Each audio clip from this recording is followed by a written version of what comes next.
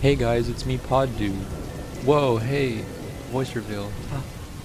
Like I said in my community post, I wanted to start making different kind of content. So for this video, I thought I'd make 10 recommendations for series that I think are underrated by oneyplays.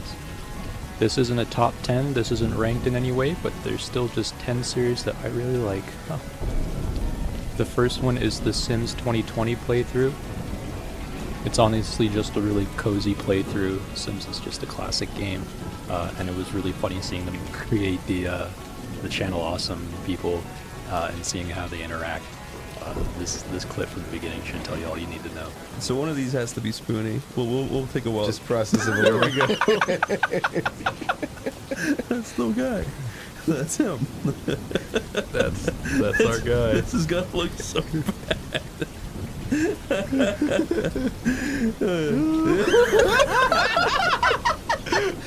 Don't change that at all. I want that to be how it is. You can rotate it slightly, but looks like his face is dripping off.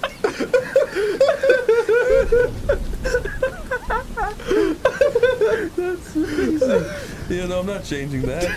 That's perfect.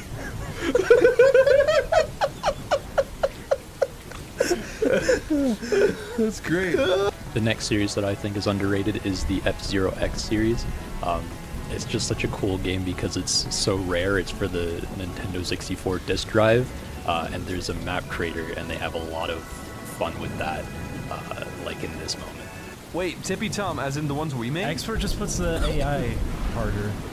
This is the... I wish I had the voice of the robot. You can do it, Chris. I really do. I believe in you. Okay, well, no, okay. What? Oh! What happened? Oh! What is this fucking tomfoolery? Yeah, what the fuck was that? What? Reverse. Why did you make this? You can do it. No, I can't. You almost had it. What You is almost that? had it, You Chris. did almost have it. No, I didn't. I fell off and I landed in a place that Chris, said I you was can first. steer your vehicle by tilting up and down. Yeah, I know, but the fucking Okay. N64 analog, I'm not used to it. It's really weird. Hey, here. Can somebody do an Just edit? watch what the others do. Can somebody do an edit Watch what all the of others this episode and give me the robot voice? Where are they going? Where are they? What the fuck? What happened? Where are they? Oh my god!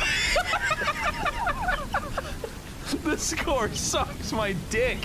The next game is their playthrough of Revolution 60. This one has a rare pairing with Ding Dong and Corey, but it's a really good pairing in the few series that you see it, and they have a lot of fun playing this excellent video game. Oh gosh, I better push the arrow key. Up and then you hold down. It's like a point-and-click adventure game. I think it's better. Yeah, it's more like holding down one button while you This push kind the other one. of It's pretty tough. reminds me of Typing of the Dead mixed with a new Telltale Walking Dead game. Uh-oh. Uh-oh. Uh-oh. Uh-oh. What if I don't do it? Oh my god. Watch out! It's gonna get you. Uh-oh. No, that Uh-oh. thing. See Uh-oh. that? Oh man, I'm Chris, fucking be up a lot. careful. Oh my god, this is... Chris, So, see one that? second. See that thing? Do that. When it thing. lights What green, thing? you click it, Chris. What do you mean? When it This lights is too green, you hard. click Let's turn it off. Here goes. Bro. This really is on girlfriend setting. Another series that I think is underrated with Corey in it is the Castlevania series with Dave, Corey, and Chris. I don't see this one get brought up all that much, but it has way too many funny moments. There's that scene where they green screen Corey into the background. Dave saves Scumming at the end and then making fun of him for it. And this moment from the beginning was really funny. So, let's all give one fact about Castlevania. Go. The music rocks. That's true. Music does fucking rock. I love all the music in this game. Music just rocks. Sorry, that's the only fact. You don't need it. These If you're games gonna are play Castlevania, play for the fucking music and just like sit in the first level and the next level and any other level after. The music has kind of like a Five Nights at Freddy's story behind it. Do you know that? It does. What do you mean? Where the woman like wrote all this music for like funeral homes to play in the background. They were like, this sounds just like a fucking weird video game about Dracula. So she took that as inspiration. And put You're it in kidding. Castlevania. That's real?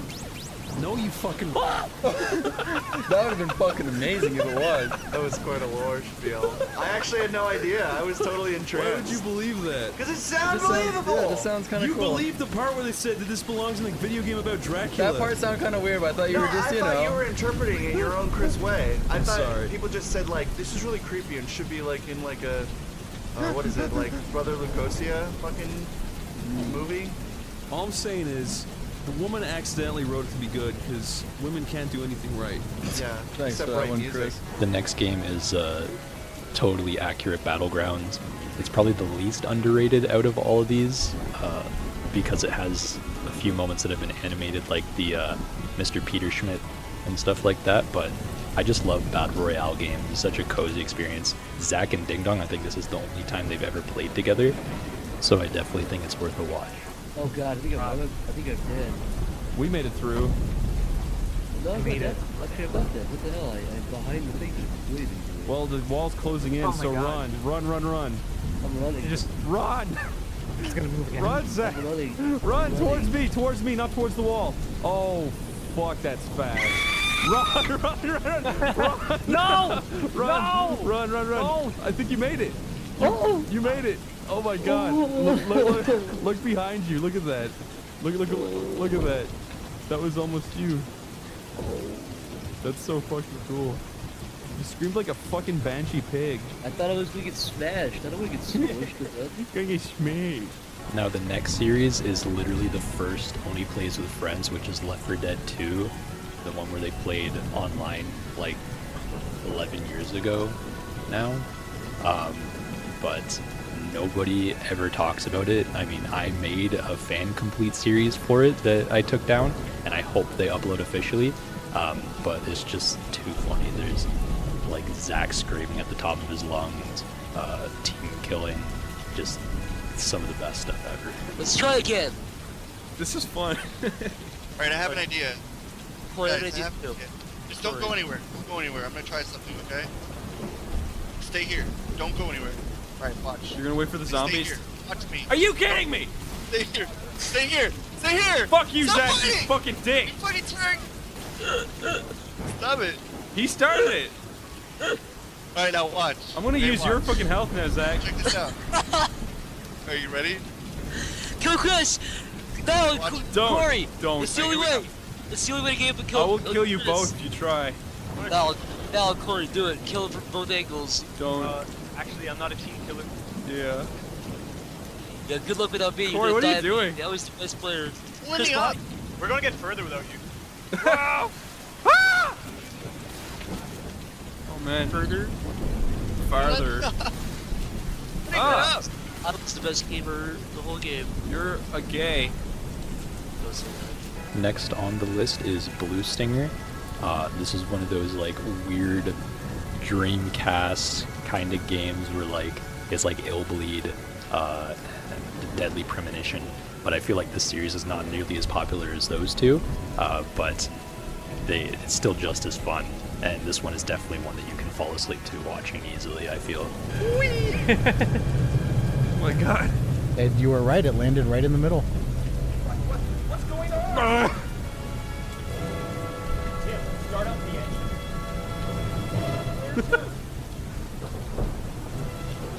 I am an idiot. I can't hear you. He's so scared. This game's so loud. Holy shit.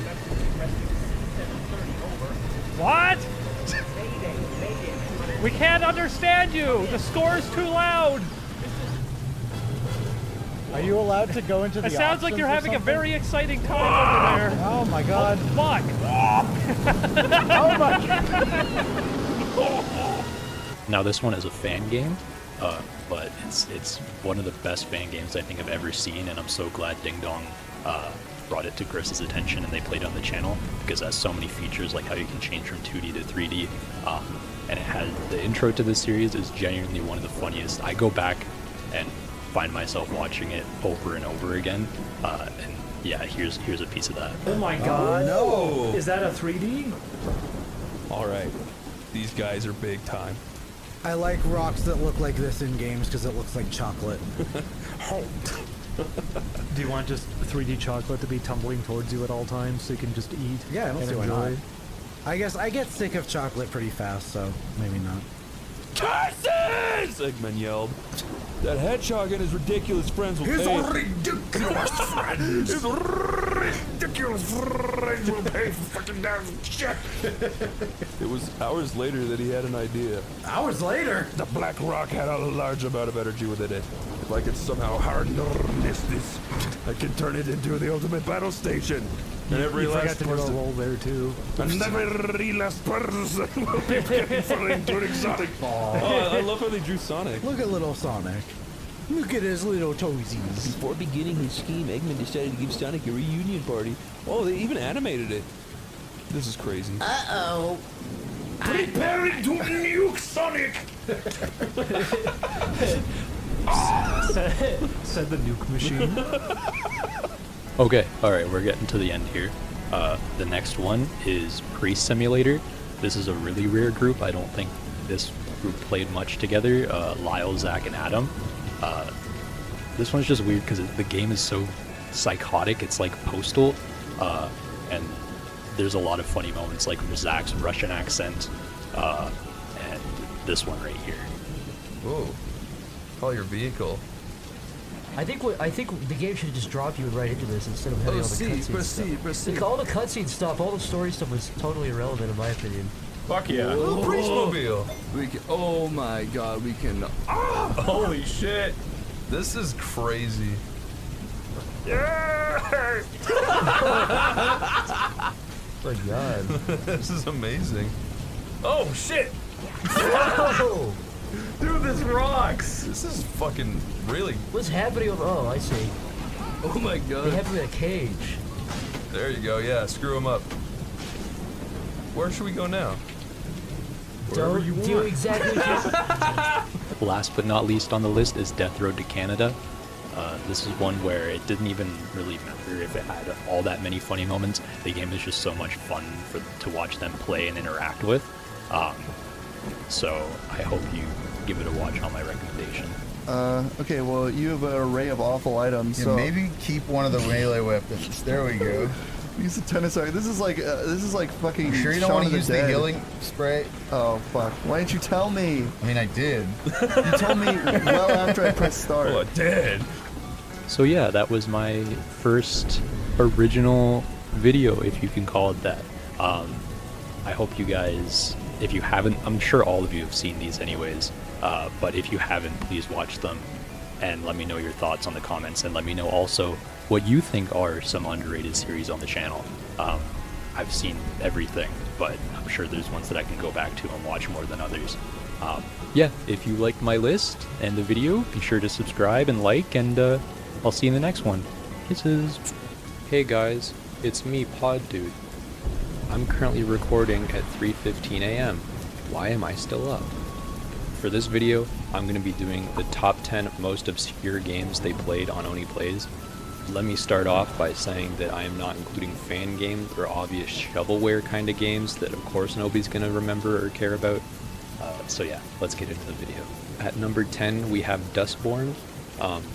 The game itself is really recent and it became a bit of a meme, so I'm putting it at number 10, but checking it out, it did not sell well at all, and I really do think it'll just fall into obscurity. So yeah, number 9 I've put Samurai Jack Battle Through Time, and you're probably thinking, yo, wait a minute, a Samurai Jack game that was backed by Adult Swim? Yeah, because it was taken off all stores in December 2024. So it will absolutely just fall into obscurity, which is a shame because this game was honestly not that bad and it was a really good series. I did not inhale. What are you talking about? Please don't say I. There's been a lot. Hey guys, it's me, Bill Clinton. I've been hearing a lot of rumors that I inhale. Please stop posting that about me. He's gonna finally admit it. One of these days, he's gonna finally admit to inhaling. I think Bill Clinton would have been gotten off a lot easier if he just done a video blog like Chris Chan saying, guys, you have to understand, I've been seeing a lot of rumors going around that I inhaled, but I did not inhale. At number 8 we have Slam City. This was a really good episode. It's one of my favorite one-offs, but who knew about this game before they made a video about it?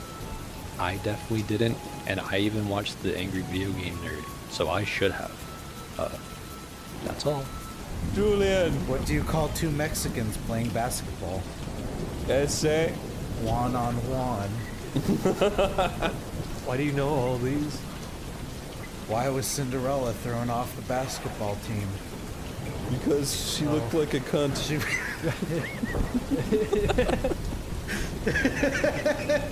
Next on the list is Mr. Bones. This one was a weird game, one of the weirder ones that they played. And I would think that it didn't sell well, and besides the series, it'll probably be forgotten, honestly. At number 6, we got Blue Stinger. This playthrough was hilarious because of their reactions to the cutscenes and characters. It's a really good series to fall asleep to, in my opinion, but I really feel like it will just live in ill-bleed shadow as a very similar game, but just not as popular. Number 5 is Super Magnetic Neo. This is another Dreamcast game, so already not a good foot forward for sales. It's a really cute platformer, but it'll probably be forgotten. Reading online, it's super hard, it sounds like. And in fairness, I also don't really return to this series much, so I'll probably forget about it too. Number 4, we have Panic. This is a really weird game, if you can even call it that, and it'll probably only be remembered for the fact that it was played on oneyplays and on gamers. Number 3 is Pen Pen Trial Cell-On. This is another super weird game, and I'm going out on a limb and might say that it's probably the weirdest game they've ever played on the channel. Honestly, I'm surprised this even got a US release with the concept and the characters being what they are. It seems like Sega was really trying to release anything at this point for the Dreamcast. The M16 rifles being in game definitely reinforces that point. Do the regular level. Those are kind of fun. Do that one. I wonder why you want to do this one. Because it looks like a jungle adventure. But it's not going to be very Christmassy, is it? Very Christmas. Oh my god. Why did you fucking play this as a child? Did you really? Yes, I was desperate for Dreamcast. How do I don't know how to play. You run? Oh, cool. Oh, see, there you go. Press A. This is cool. Oh my god. Oh boy. Number 2 is Wild Woody.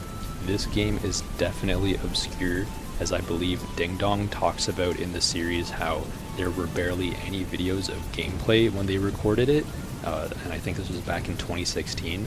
It's still a really fun series that'll help this really weird game be seen, but yeah, it's not well known. What do you think happened in the boardroom that day when this was first shown? We can't release this. How much money did it make? So by the way, you're Do you know saying real statistics? guitars. Nobody even knows about this game. I doubt it made any money. So here's real guitars now. I mean, you were saying that there's no playthroughs of this on YouTube, right? No one has played through this game.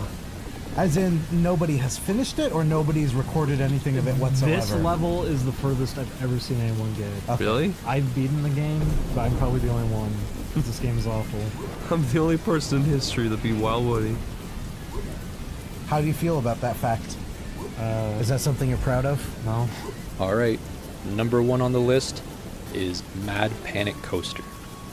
I personally feel like this is the most obscure game they have played on the channel so far. The game was never released in the US, only in Japan, and even there it didn't sell well. I believe Ding Dong said the company only made this game and then shut down. At this time of recording, checking the price on eBay, it sells for $244 American at like the base level, and the game doesn't even have a Wikipedia page. It's still a really cool game, and I love going back to this, but it's nobody knows about it. The game. That doesn't give you a very good idea of what the game is like, No, does it? not at all. I'm okay with that. This is a Japanese exclusive PS1 game. We had to Happy do Halloween, everybody. We're going to play a game We had to do the illegally. swap trick to play it. Oh, Here we go. okay. What did he say? Brr. Why is he looking back at us so angry? Because he's afraid. We did this to him. Here, Is he getting sick? I can make him turn around. Oh. Everything's okay. Oh. What? Why did this not come out in the Americas? Because it's too scary. Because look at it. Look how scary it is. Because look at it. Oh Whoa. my god. Because look at it. What the fuck are you supposed to do? How are you supposed to react so fast? Do it. Oh, fun! Never mind. You fucking lied to me. You can do it. There we go. That is my list of the 10 most obscure games they've played on oneyplays so far. I hope you enjoyed it. By all means, if you think I'm wrong or have other games that you're aware of that are more obscure than the ones that I brought up, by all means comment below. But if you did like it, please like the video, please subscribe, and please keep being beautiful. Hey guys, it's me, Poddude. I really wish Sleepycast would return and get an ending. In this video, I'm doing the top 10 best one-offs on oneyplays. Let me just say real quick that to me, a one-off is literally a game they played for one episode and that was it. I think a lot of people see one-offs as like the ones where they played like maybe 1 or 2 episodes of it. Doesn't really get like a full complete series treatment, but to me specifically, it's just one singular episode. Now to start the list off at number 10, we have Fall Guys.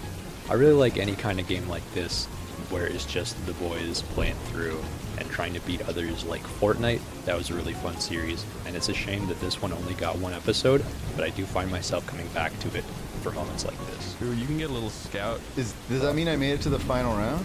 Chris just Yeah. called you a little scab.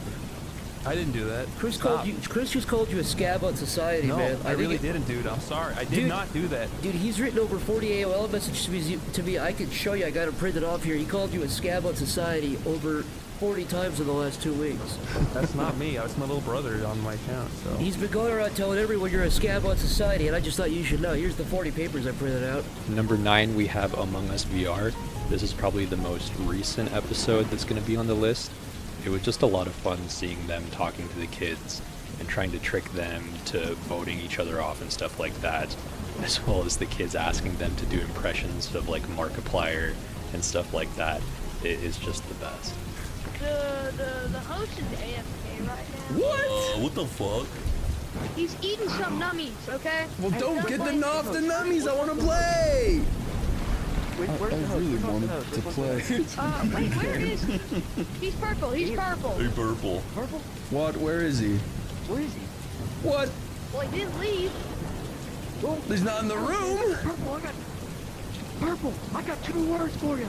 Sucking.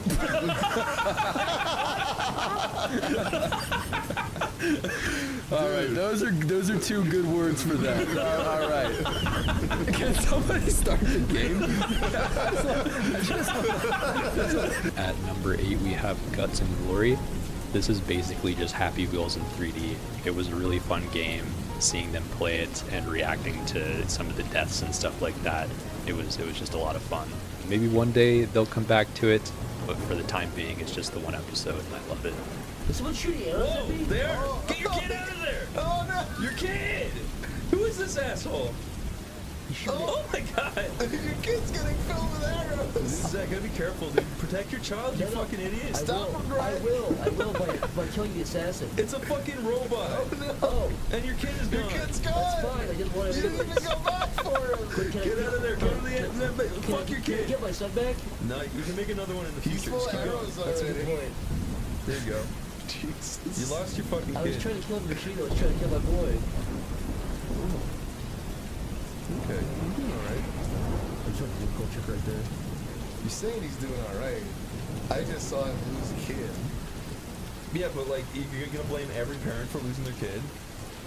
Maybe I mean, I have 10 kids, but 9 out of 10 are gonna die probably.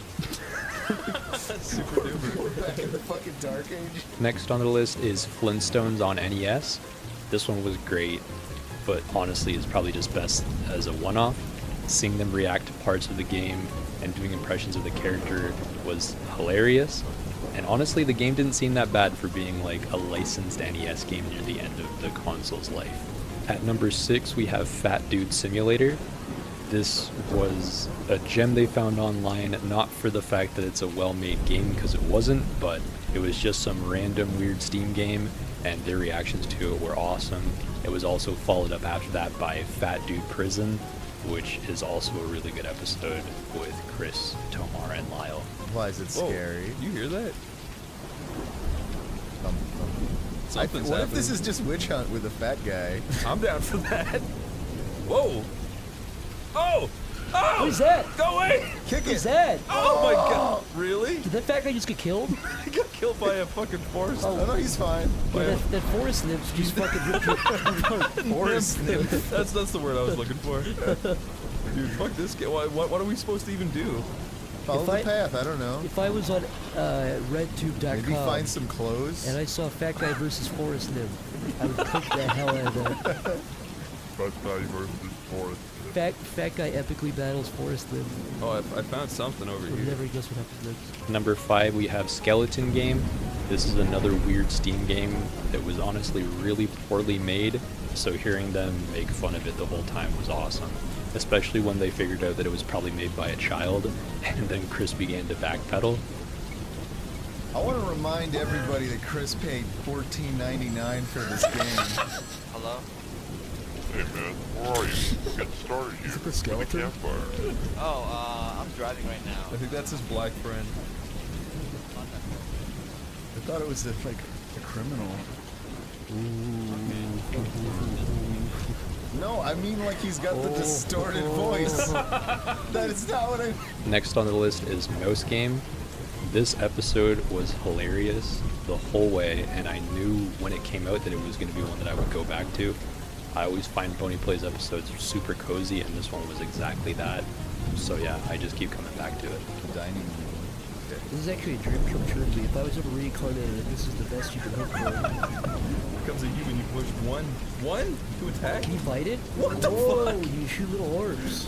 Oh god, where is it? Oh, fuck you.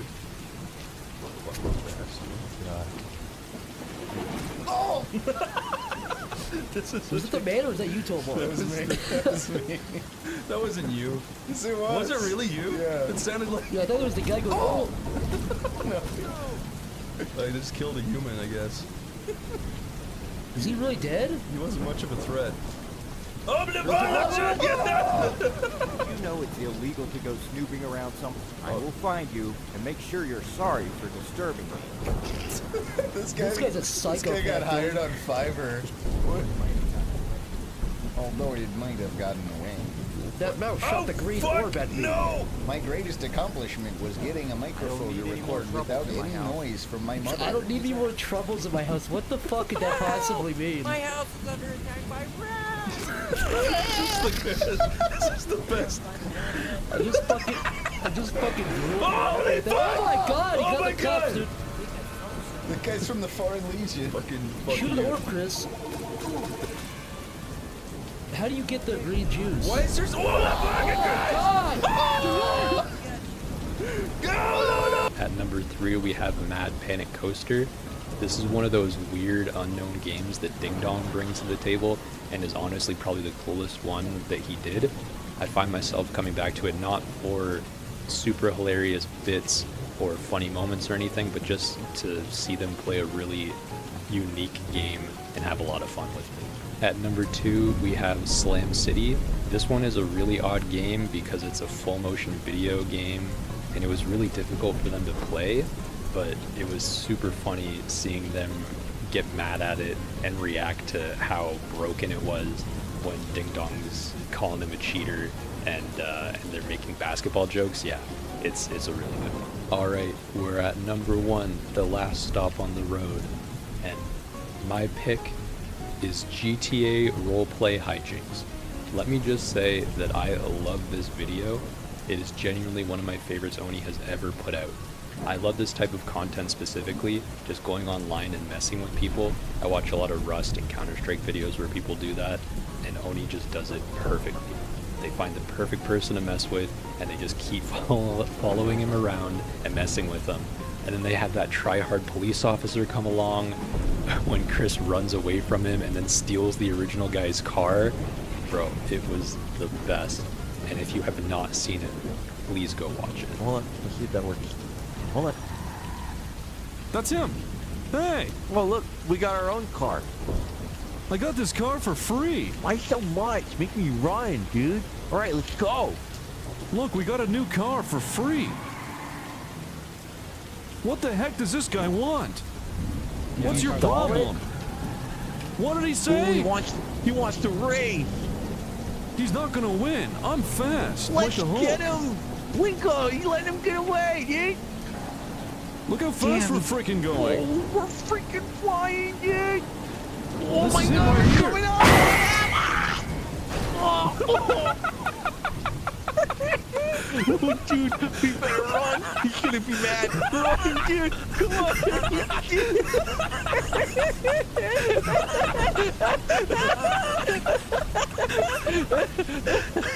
Go on, boy. It's so hard to run in flip-flops. Holy shit, he's coming, really fast. he's going here. He's gonna kick our ass, dude. There he is.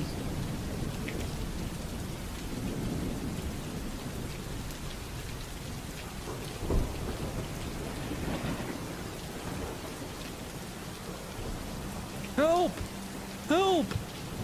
Help! He's aiming at me. Oh no, he's not gone.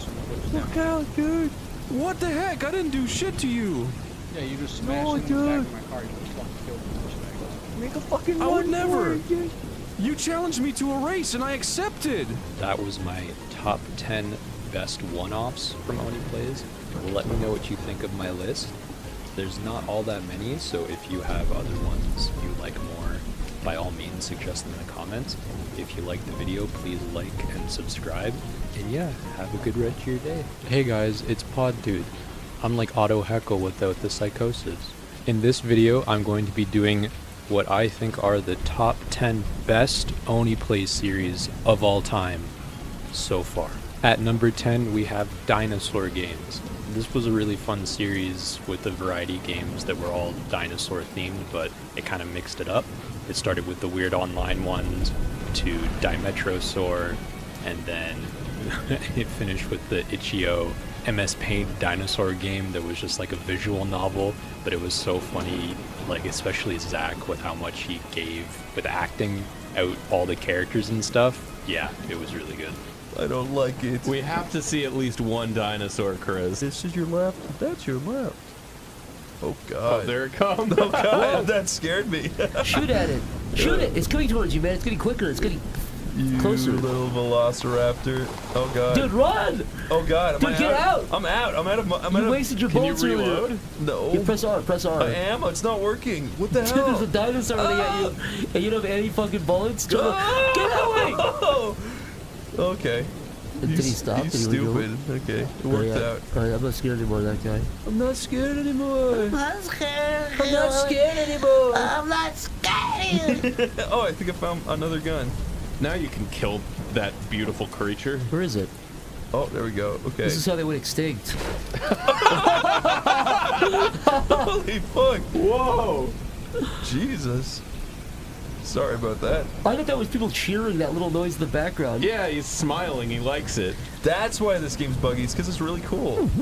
Well, oh, there we Did go. you eat it? What happened? Did you absorb the dinosaur? Yeah. You're half dinosaur now. I've never seen a game do a dinosaur with ragdoll like that. I mean, maybe it is out there, but I've never I seen know it. that this could be a contender for the greatest game of all time. At number 9, we have the same group playing Spider-Man 2. This one is an all-time classic for Zach lovers. I think it was one of the first ones where he was back on the channel in like 2018. Both him and Chris were on fire in this series, and Lyle too had some funny stuff with Pundo Parker and the anime roleplay. So yeah, it's a classic. The only trick to a Donald Trump thing is to make your mouth is. A lot of people try to make his mouth really tiny, but he's got a big mouth when he says A's. Does he? So instead he has to say and, he'll say and I was walking around and I saw this thing. And also the thing that with Trump is he gets winded by the end of every sentence because he's a big fat 72-year-old. So instead of going like Stephen Colbert's one is like I am Donald Trump, and I love colluding with the Russians. But it's more like, I was walking around today. I still can't do it, even though you tell me exactly how to do it. Your voice just suits good. it. It's good to use your hands when you do it too. But Yeah. I was walking around when I saw Crooked Hillary, and I saw what she did, and she took a dump at the McDonald's bathroom. It was so sick and so bad that I nearly puked. Number 8, we have Whiplash. Bro, this is one of those series where you can tell they were just dead and just hit record, and it came out the best way it could have possibly. The insane sleep-deprived energy they have causes some of the bits in the series to just be chef's kiss perfection. Yeah, probably. Zach. Yes. Robo-Mouse has been unleashed onto society. Okay. But he has been in hibernation for 40 years. Which means he's reformed from eating the person. Because of the new computer virus that the Chinese created. The Chinese put a virus in the Robo-Mouse? Specifically, yeah. On purpose? Well, the Chinese created the Robo-Mouse virus, and they uploaded it to the internet in hopes that one day when Robo-Mouse woke up, he would be infected. By it? Yeah. But they're free. The Robo-Mouse virus makes him defect, not even to China but to Russia. What would you do? Wait, I'm sorry. Say it one more time. It was a Chinese-made virus that they made this for the internet just in case the Robo-Mouse ever woke up. Yeah. But the virus made it so that it was Russian and not Chinese? Yeah, by accident. That went to Russia? Yeah, it defects to Russia. To eat Russian people? No, it joins them. Does it have intel from the Chinese that it can leak to But the purpose Russia? of the Robo-Mouse was to burrow into people. Does it not do that anymore? No, now it gives like Just intel gives to intel? Russia. What would I do? Yeah. What are my options? What could I do? You learn of this. Do you report it to the U.S. government? Yeah. Who tells me? Robo-Mouse's evil twin. So he'd just be... Well, he got hacked and he defected to America. Yeah. Okay, wait, Robo-Mouse is a thing? Yeah. L2 plus triangle. Release Robo-Mouse. That's it. That's a Robo-Mouse?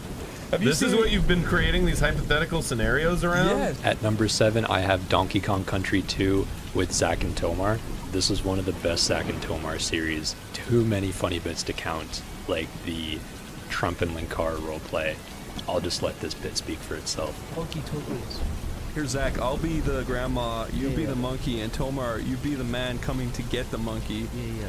Okay, so I'm like, oh, my little monkey, I bought it on the black market. I love you so much. Oh, what's that? The doorbell. Hello. Tomar. Oh, I'm not good at multitasking. What are you doing here? I hope you're not here to take away my monkey.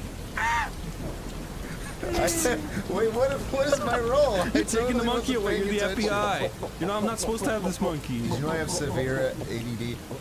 Sir, I'm from the FBI Department of you fucking son of a bitch. I'm from the FBI Secret Department of ADD. AMC's The Walking Dead. That sounds fun. We understand that you have a counterfeit monkey. Yes, but I purchased him legally from my friend. Nah, these Chinese monkeys, it's not even real. It's actually a rare sea slug that just sort of looks like a monkey. They're like synthoid monkeys. I understand completely. Trust me, you don't want one of these. When it turns like 4, it's just gonna bleed all over the place. Okay, well, thank you for coming, but I still would love to keep him. Ma'am, it's not a request. You better give up that monkey or I will he's eating open fire. a little funny fruit. I will open fire. The monkey or me? Both of you. What did I do? We need to get these monkeys off our streets. Whoa, Tomar! Which is Fox News. Did you mean to say that? That really scared me when Tomar says that. Oh my God. Did you know what you were even saying until you said it? Not really. Now, I was gonna say it was kind of weird that you wore the Grand Wizard outfit today, but that makes sense now after hearing that.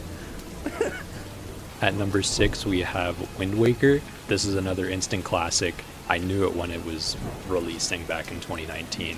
It had the introduction of Dave, and that was the beginning of the duo of Dave and Corey, who mesh really well with Chris. I love the length. It's perfect to put on the background and just chill playing video games while watching it, or to fall asleep because you can fall asleep and then wake up and it's still going. There are too many funny moments to count, like this one. And voted. Shoot him with a light arrow. Oh my god, I You forgot fucking deleted him. I forgot this was actually, I completely forgot there was light arrows. It's cool. Oh man, that's what it looks like when people get canceled online. Yeah. Oh my god. Alright, first wish, instant transmission, second wish, Cancel light this arrow guy, shooting. Cancel the shit at him. Kotaku just wrote an article about him. Goodbye you. What are you canceling these guys for? He said trans rights don't exist. Goodbye. This guy subscribed to Ben Shapiro. Oh, get rid of that piece of shit. Oh man, this is satisfying as hell. Yeah, they're making them scream bloody murder and they disappear.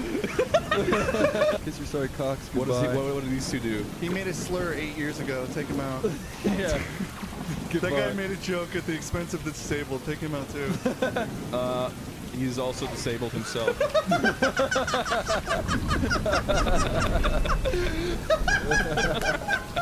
You canceled someone who was coping. Get rid of him!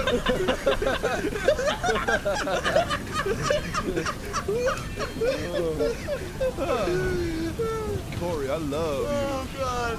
Oh, Okay. Oh, good. Thanks for telling me that. That was necessary. Jesus. Thanks, dude. At number 5, I have Eek. This is one of the more recent Ding Dong and Julian series when they returned during COVID. I think it was called Oney Stays. It's just such an odd game that does have a charm to it, and it's really sweet to see them put so much time into it. There's a lot of funny moments with them reacting to the game and its dialogue, making fun of the characters, and it's another long series that's perfect for background noise or falling asleep to. Pure allegory. I'm gonna wait for him to speak. Yeah, I was gonna say. Okay. Stop waiting for me to speak. That was the wrong option. You really blew it now. Good. How much life is going to change from now on? Yeah, anyway, I think it's time to get home. Sorry. I know how you feel. I've been trying to kiss Vela and she just doesn't seem into it. Oh, I guess that has nothing to do with your story now that I think about it. But it's a lot more interesting. I feel like we had plans, things we wanted to do, places we wanted to go, movies that we wanted to see. Kiss Rory. I wish we could. Yeah, that's the worst possible time. By which, you know what I mean, right? Right. Bad things. Life has to move on, right? I would love a mod for this game where you could kiss people at any given moment. You should make it. They would have to mod in a ton of new lines and situations. It'd be like Pokemon Knife Edition. It'd be Yeet Kiss Edition. You don't have your sister, but you have all of us. Michael, me, Bella, Chandra, Claudio. I propose a group kissing. I don't know any of these people. I've known them for one day and none of them seem to talk to me. At least he isn't Michael. Yeah. You would become a soul survivor. I never would have met you. I'm not the best at this, but basically I'm saying Oh. Yeah. You made Alex be a human, Chris. Hooray! He's finally learning. Kiss Rory. Try to kiss Rory! Oh my God! We have to do it! Do it! Do it! Do it! Do it! Do it! Do it! Do it! Do it! Do it! No! Do No! it! No! I've been waiting for Bella. Do no! it! Do it! Do no! it! We can't do. It's your first kiss. What if It's your first kiss. What if he wants the validation? It's all been building up to this. Holy shit. What if Rory needs it? I don't It's his confidence boost. Because the thing is, going back to look for the android is Kiss more, Rory! It's more self-centered for Alex, so I don't know. I don't know which one is the one that they actually want. Make him feel appreciated. Okay, fine. But what about Bella? Cross your fingers. Okay. I hope he likes it. No! I don't think it worked. Hey, no. Yeah, don't do that again. It didn't even go anywhere! I'm sorry, Chris. Who would have known that talking about your dead sister doesn't mean you're horny? Oh, Alex. You learned nothing. Oh, Alex. Jesus. Not like you're not cool. I'm not in. Yeah, Poor Alex. All right, fine. We can guess. I wish he did the Chuck E. Cheese. Holy shit, dude. I hope Bella doesn't find out. Oh no. My life feels aimless now that my sister's dead.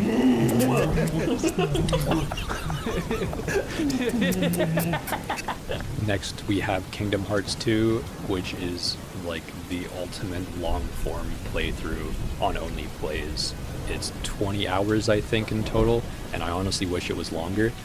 This and the next 3 are like defining series for Oney Plays, and I love it so much. It is objectively the best Ding Dong and Julian series with countless funny moments, and I love to return to this one and put it on in the background. Good morning. Oh my god, he owns her like a slave. Where'd you get that? Where did that even come from? She was in his room. Nice.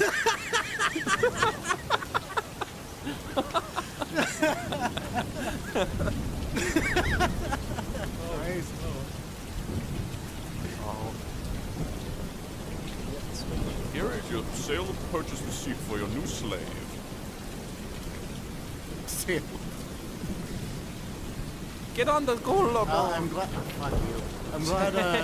I'm glad at least he purchased her legally. Yeah, it's legal. Traverse now. This ain't no You get a human receipt. trafficking going on here. You guys want to see my new slave? Whoa! Oh no. They were that offended. They were that offended to hear. They just.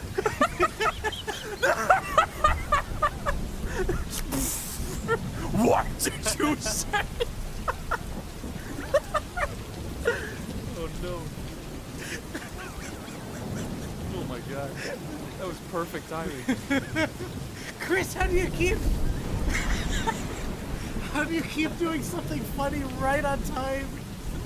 That was so perfect. Oh, I'm sorry. What did you say? Okay, we're winding down the top 3, and at number 3 we have Witch Hunt with Zack and Tomar. This one's kind of an offshoot of an earlier playthrough because Zack and Chris played it together, I think way back in 2018.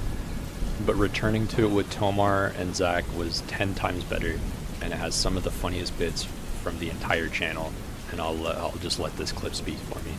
You know what? You play for a bit. I want to drink this delightful mango drink. Oh yeah, that delightful mango drink. Yeah. Chris, why don't you explain to the audience? Because that sounds, they say like bring it up to show the class. Why don't you just explain to people? All right. All right. So a few months ago, me, Tomar, and Zach went all in on a business endeavor. We bought a mango farm out in the hills of LA. And it's been getting raided by cartels, so we've been at war. Yeah, we've been at war with the cartel for the last like 6 months. We had to install turrets. We used drones and pour acid on people. I'm only laughing because of the guy we killed and tortured. It was a funny video. The guy you flayed on, you cut his belly open. Cut his belly off, his face off. He cut his face off. His Yeah, no, you gotta understand. No, before you think we're monsters, this is just how business is done. Business is business. If you ever see one of those chip attacks where someone's where Chris ate a cartel guy just as a show of force. Chris ate a cartel guy's fingers and nose, in fact, and lips and genitals off. I wouldn't have even been bothered if he'd eaten 3 guys. Honestly, it's just like. They would have done it to us, and we didn't do it to them. And by the way, we're just humble peach farmers. You mean They forced mango. They forced our hand. They forced our hand. Self-defense in all 37 cases of murder. It was just a rebuttal. Just a rebuttal. It was just a debate, man. Your Honor, it was just a rebuttal. They were debating us on who to cartel who. You know what? Let's not even go to the jury. Let's not get into the logistics of it. That's what a judge says. Look, I'm not very smart. I don't know very much about this He law says, stuff. I am a simple mango. I'm not that smart. We went, but it was so are we. Number 2, we have Avengers. I honestly didn't expect this one to be so good because the game just kind of seemed like a AAA slop release, and objectively it was, but the way that Zach, Chris, and Tomar react to story and the characters and make up funny jokes and classic moments and hypotheticals, it is just an awesome, awesome series. Yeah, Tomar, that's amazing, baby. That's what Austin Powers would say if he was here on the couch with us. He wouldn't do that. Rock on, Tomar. I love seeing you play Avengers for the PlayStation. Now, Tomar, answer me this. You're out in public walking your Doge. You're checking your phone for your Dogecoin stocks. Suddenly, a female Doge comes onto your Doge. What do you do? What? Go on, what do you do? I didn't know. Where'd my Doge come from? I don't think I had a Doge. You went to the Doge retreat, and you got a Doge. You saw a post on Reddit that just made you grin with delight so much you went out and got yourself a Doge. You saw a post on Reddit, dude. It said, have to move back in with my parents. They won't allow my Doge. Can someone help out a brother? And then you adopted it. You posted it on Wholesome. Yes. r/Wholesome. You posted yourself on Wholesome because you're a fucking narcissist. Anyway, the female Doge comes onto your Doge, and your Doge is now walking away from you. It seems like it's about to forget you. I just want my Doge to be happy. I just want my Doge to find its happy ending. Now, this is after you moved to San Francisco. Somebody runs up and ejects your Doge with a needle of a black, tar-like substance inside the needle. You don't know what it is. Yeah. Well, I hope it wasn't HIV. Well, we don't know, but it's like a black tar-like substance, and your dog immediately lets out a noise. It sounds a little bit. And Chris, would you like to do the noise? Oh no, I'm gonna hunt that guy down. No, he runs immediately. I pursue. I pursue. No one gets away with that. Not with my Doge. It hasn't left me yet. It might be in the middle of leaving me, but it's still my Doge. Tomar, the person drops their phone. How many times am I gonna say Doge during this? Tomar, the person drops their phone in a nearby trash can by accident. As they're running away, you walk over to the trash can, you take it out. You see the last thing they recorded. It's John Podesta. Well, it's accidentally him. Then the camera pans to the right, and he's not shown anymore. Yeah, he's in it for a cameo.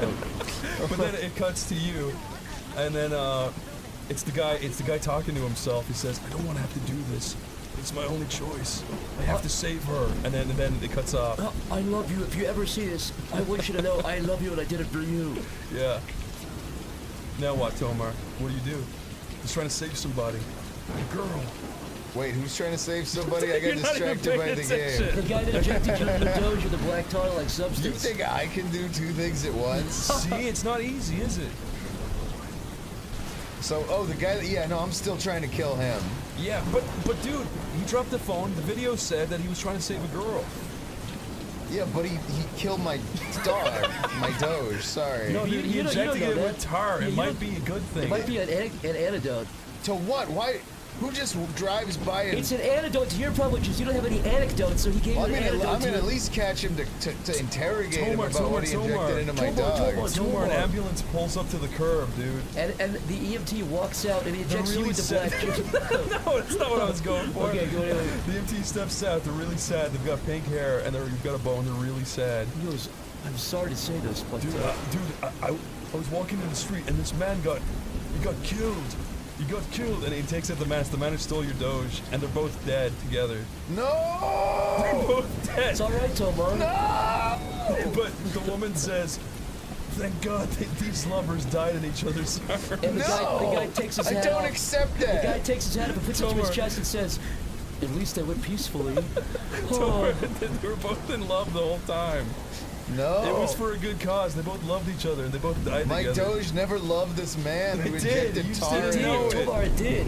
Didn't know it. I don't You accept never knew it. about this. I just refuse to accept that this was the reality. As you the whole stomp a fucking time. robot into the ground. Moral of the story is never adopt a Doge from Reddit. We've made it to the end of the list. And number 1, drumroll please, is Hitman 2. I think we all saw it coming. It is the definitive Oney Plays playthrough. I don't even have to really say anything. Look at the views in comparison to other complete series. It trumps everything. This series was awesome because the game was really cool to see them play. It was my introduction to the Hitman series. Seeing them play it, I was like, yo, this game is sick. And it made me get Hitman 2. I spent countless hours on that during COVID. And then I went back and bought Hitman 1. And then when Hitman 3 came out, I played that too and was really looking forward to see them play that on the channel. And they did. And it was also a really funny series. But Hitman 2 is just everything you want from an Oney Plays series, and I have gone back to this series so many times, over and over, to the point where I've gotten sick of it. I've stopped for a while, and I'm probably going to watch it again soon, but it's just so good. Right now, Tomar walks into the kitchen. Hey, Jake, see, I brought you home some food.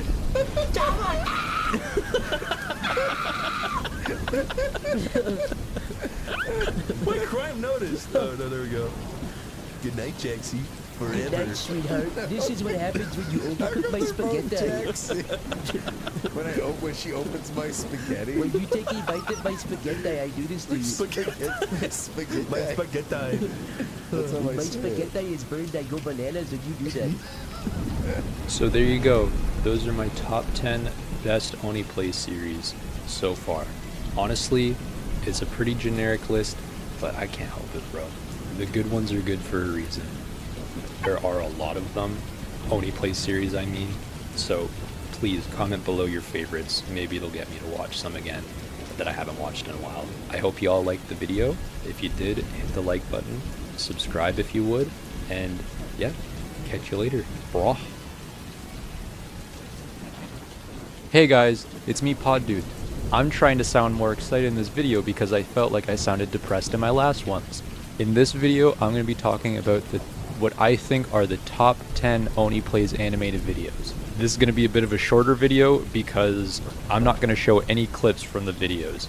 I want you guys to see the list and then go watch the videos with the links I have in the description, because I want to support the animators of the videos. So at number 10, I have Zach is Hungry.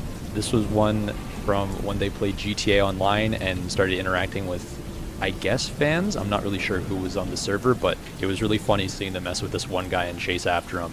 And the style is great with like Zach chasing him around and just they're like intimidating him. And then also when Tomar gets a ring at the doorbell, he looks so cute in his little car. At number 9, I have the great 8-bit bait. This is a really classic moment from the channel from back when they played Kingdom Hearts, coming up 10 years ago, which is crazy. The animation I've always felt was a little bit stagnant, but the bit is far too funny, and in fairness, it's fairly long, so having to animate that would probably be a big pain in the butt, but anyways. At number 8, I have The Goker by Miles John. I want to say that I love this guy's style, and while the bit wasn't one that I thought would be animated, he does it really well. So by all means, please check out his channel. He has other good ones too, one that's almost like Seinfeld themed, which I really like. Number 7, I have Corey interacting with all the Sonic characters. This was a really funny bit from Sonic Heroes where they mess with Corey while he's trying to have a rant, and they actually end up breaking him when he goes, my friends are here. Number 6, I have Mom Comes In.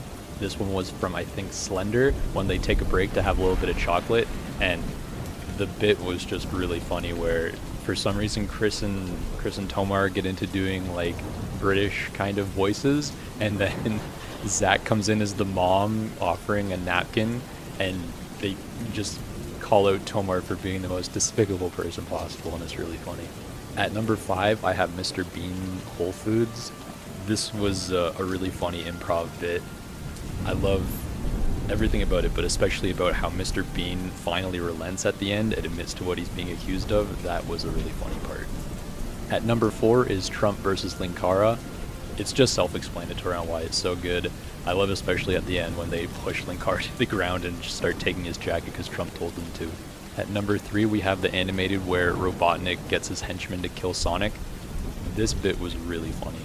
The animator has already been on the list, but they do such a great job with their style, and the way that Zach just gives up on the bit at the end is so good. At number 2 I have Corey meets Winnie the Pooh in Piglet. This one is really well animated, might be one of, if not the best animated on the list.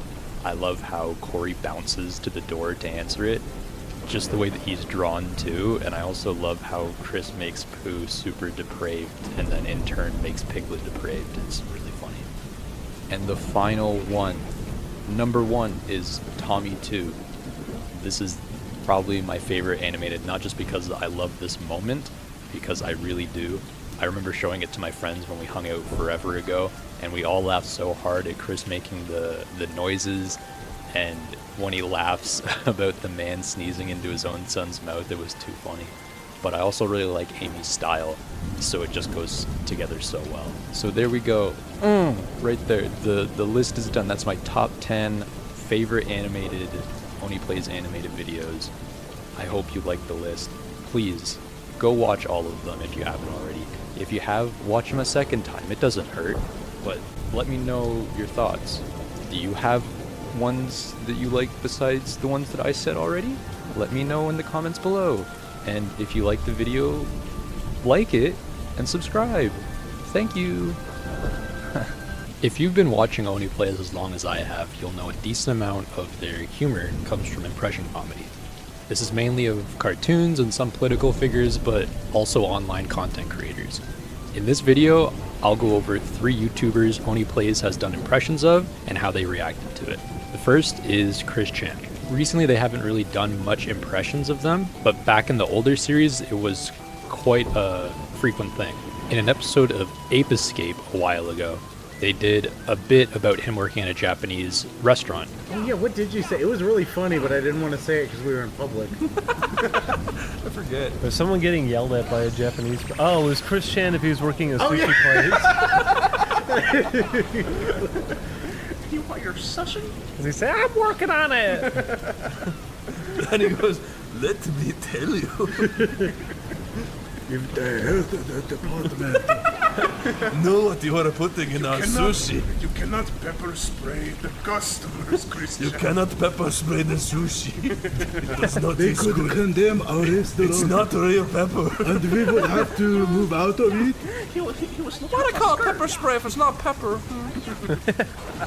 You fucking would. You chop the sushi, you unchop the sushi. I thought you were really Japanese. Japanese? Because your name is Christian. Christian, I get it. Now I see you are just Chris bad.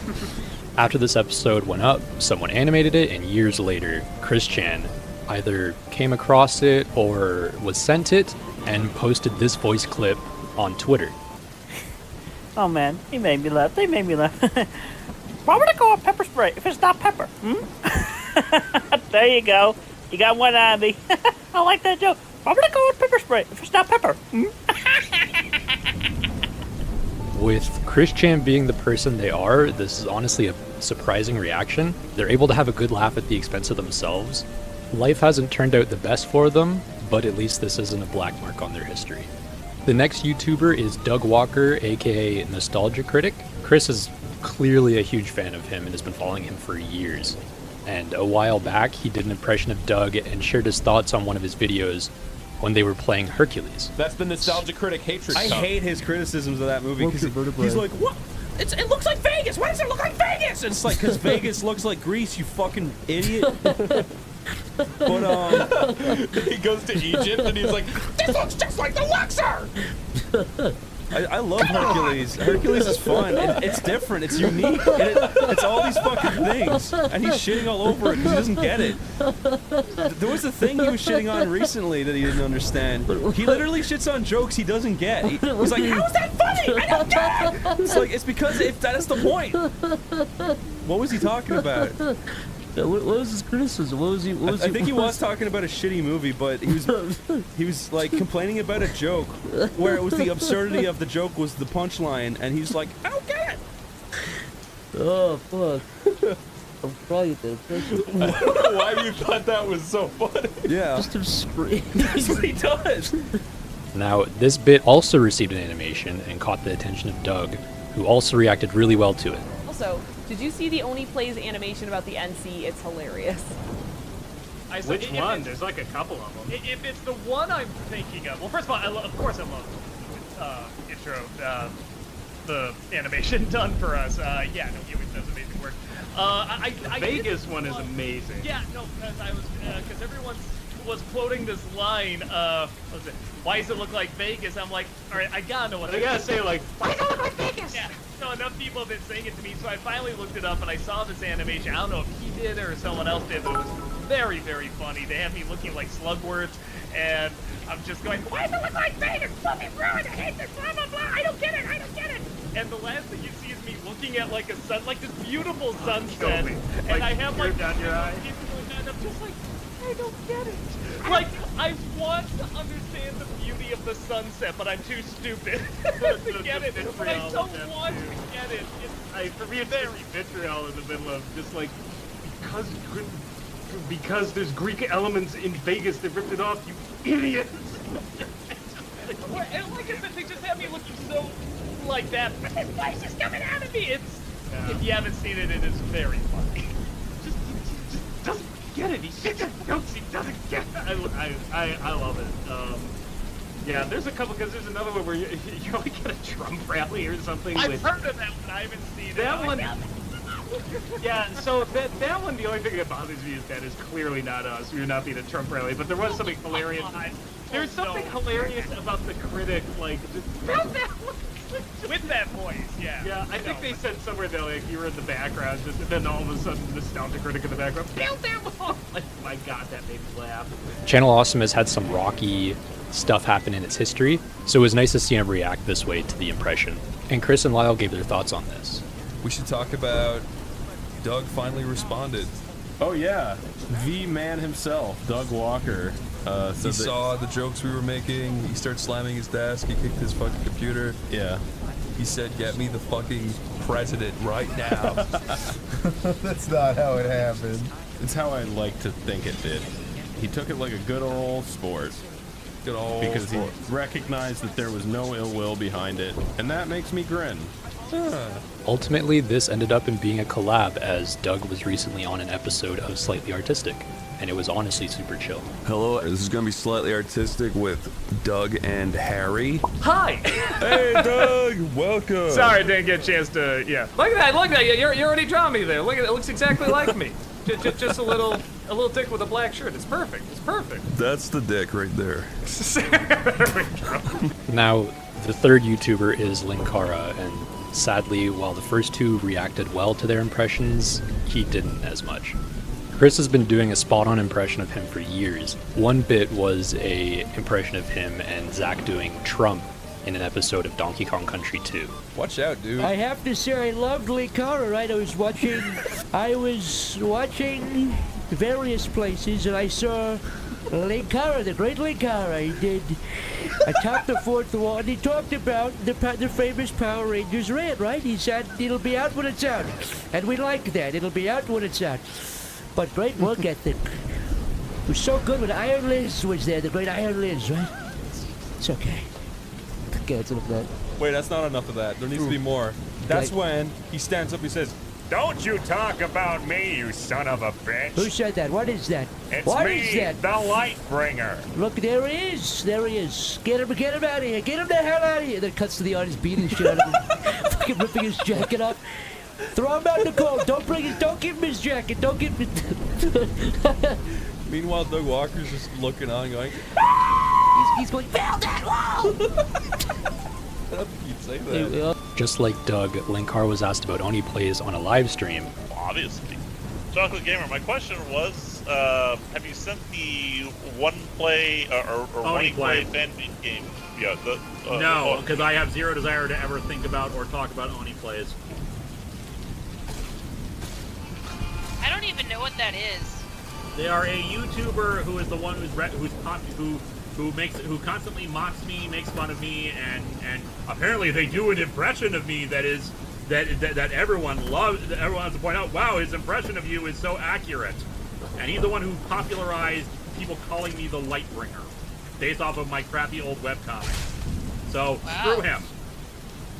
Yeah, no. Yo, microfusion cells. And clearly Linkara cannot take a joke based off this reaction, and his reaction is pretty poor, honestly. It got to the point where Harry asked Chris, and he shared his thoughts on an episode of Slightly Artistic. Well, I'm gonna leave you alone with Linkara. How about that? Are you serious? yes, he is yours. You've made Linkara very, very famous. Everyone that thinks about you two guys, you're peas in a pod. I think you should handle Linkara. Okay, I'll try. I just want to say one little thing. I love Linkara, and I don't care if he hates me. I don't care. I really like Linkara. You know, I saw Linkara once. Wait, really? I did too. I saw him at Magfest. Yeah, I did. He was dressed as Doctor Who, and he was stood outside a DeLorean filming something, and I walked past him and went, oh, it's Linkara. He's doing a real Linkara thing. He's dressed as a character from an old TV show, and he's talking about time travel. And I thought, isn't that nice? I will say one thing. I think it's kind of hypocritical for him to get angry of us, like, doing impressions of him when his entire fucking career is making fun of other shit. It's a shame it turned out like this, because if he was mature about it and could laugh, I'm sure they would have collaborated with him by now like they did with Doug. It's also kind of lame that Linkara took this worse than Christian of all people, but a part of the earlier clip shows he seems to have some personality issues. Today, for some reason, someone tagged me in a conversation with Linkara, but because he has me blocked, I couldn't see it, so I had to go into incognito. But it was Linkara getting told by some guy, your streams don't get as much views as Doug. And then Linkara responded, he said, okay, let's do a little experiment, shall we? And he went onto their YouTube and was posting screenshots being like, I get 1,000 more viewers than Doug. I'm better than him. His channel sucks. And he's like being a big prick about it. Wait, really? Like he was like openly like shit talking this was like all that? This was all because some like just like a stranger, nobody he knows, nobody we know, just some person on the internet was like, come on, man, Doug's streams are doing better than you. And that like set him off. And he did this whole public tirade. And it makes me just think, like, you know what? Maybe I don't feel so bad. Alright, there you have it.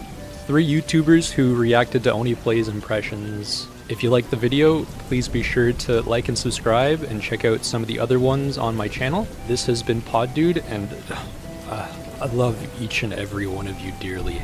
Hey guys, it's Poddude. As many of you know, Hitman 2 is the biggest oneyplays series that has been released so far. But they played Hitman 3 as well, and views-wise, it's kind of the ugly stepchild to that series. I actually have a bit of history with this one because I like it a lot, and at one point they hadn't made the complete series available on their channel, so I did a fan edit of it, and I did such a good job that you can go to the comments and see people think that they were re-uploading it, even though that is actually the first time they uploaded it themselves. So what I want to do is make a top 10 video of my favorite moments from the series. Number 10. So keep in anything funny that's happened so far, but let's make this a real snappy, good comeback. Cut out any fucking not funny, uninteresting bullshit. This should just be the funniest stuff. This should be fucking hilarious. No fat! No fat! Yeah, no fat! No fat! That simple, guys.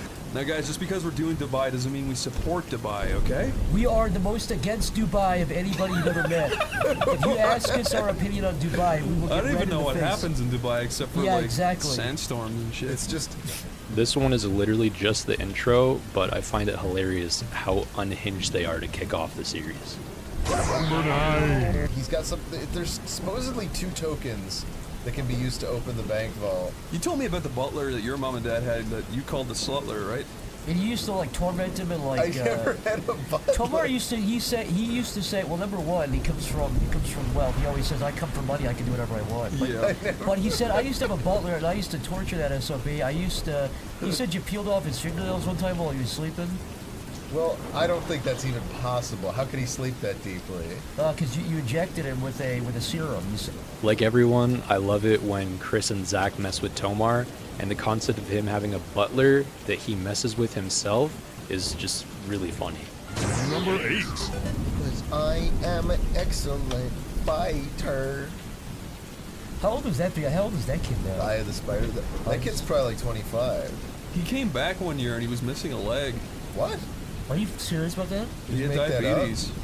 You're fucking around with that. You're lying. Which leg? Yeah, exactly. Yeah. Well, how am I supposed to remember which leg? Yeah, he came back and he was missing eyes and a nose and ears. This moment is too good because Chris gaslights them, and for a moment they kind of believe it until they get Chris to slip up. Number 7. And that's why we play Master, because it's a little bit more fun. Oh, we like to do a little trolling. What is that? Reload. What do you mean? My God, dude. What do you mean, what is that? I've heard people say that lately. Is that a meme? It's a Trump quote. Is it really? We like to do a little trolling. Did he really say that? Yeah, he said We like to do a little bit of is that really trolling. going around? Yeah, I've seen people say that. I never no idea that was a Trump quote. This moment isn't the funniest of all of them, but it is special to me because it's a quote that I wasn't aware of until I came across it in this video, and since then I have said it too many times to count. So yeah, it's just fun to look back on. Number 6. How do we get down? Please, Tomar, please help me get down. There. Tomar, you are so polite. You're always telling me. Oh, Tomar, you're such a... Tomar, you always know the video game places to go. You're up and down. I like this moment because it's so heckin' wholesome. Tomar helps, and then Zach and Chris show just how thankful they are that he's there for them in those dark moments where they don't know what to do. Number 5. Did you hear about the guy who was walking in the street with his mother's urn, and there was another man walking in the street with delicious Doritos, and they both bumped into each other and dropped them, and they both, oh, sorry about that. And then the guy lifted up a Dorito with the ashes on it, and he went, oh, hey, that's not half bad. They were both eating out of an urn. The Dorito guy was eating out of an urn. The Doritos fell into the urn in midair, and then, we can't mix it up now, so they had to move in together and both take care of it. It's like the old suitcase switch gag. It's the old suitcase switch gag. Suitcase squish quag.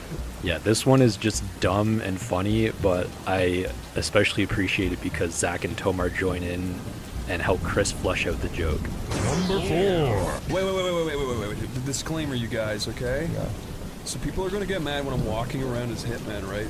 But I need to make a disclaimer right now that this is the only game where you're allowed to walk around at a snail's pace because it looks cool and you feel like a badass, okay? That's true. So if you get on my grill about just walking and wasting time, eat shit, I'm immersed as a predator, okay? Put that quote up right now. Do you realize what you just said? I think we need a little we need to unpack that, I think. Now this is a great moment because Chris brings attention to the game itself, but then says something he might not have meant to, and it comes out really wrong. Number 3. So this is what you do. I have the funniest thing. It might be the funniest bit on the history of this channel. You ready? You need to push him? Alright. Tomar. Okay, glanced. Yes? You are going to be a tax accountant, okay? Alright. And I am going to be Super Mario from the Super Mario franchise. Okay. And this will be the funniest bit on the channel, okay?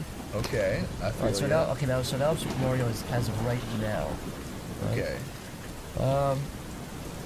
So what would you consider like write-off material? Like I know I bought a new PC. Did you say you were a plumber? Yeah. So really any expenses related to like your plumbing business. Okay. Like if you exclusively use your truck for your business, you can write off. I don't even have a car. I use Uber. This is like Family Guy. This is like a terrible Family Guy. This is just Family Guy. Oh, look at this. This one is funny because Zach says it's good. It might be the funniest bit to that point, but it's so basic, and then Chris just makes fun of it for being like a Family Guy joke. Number We gotta get to an exit. The guy said no shit.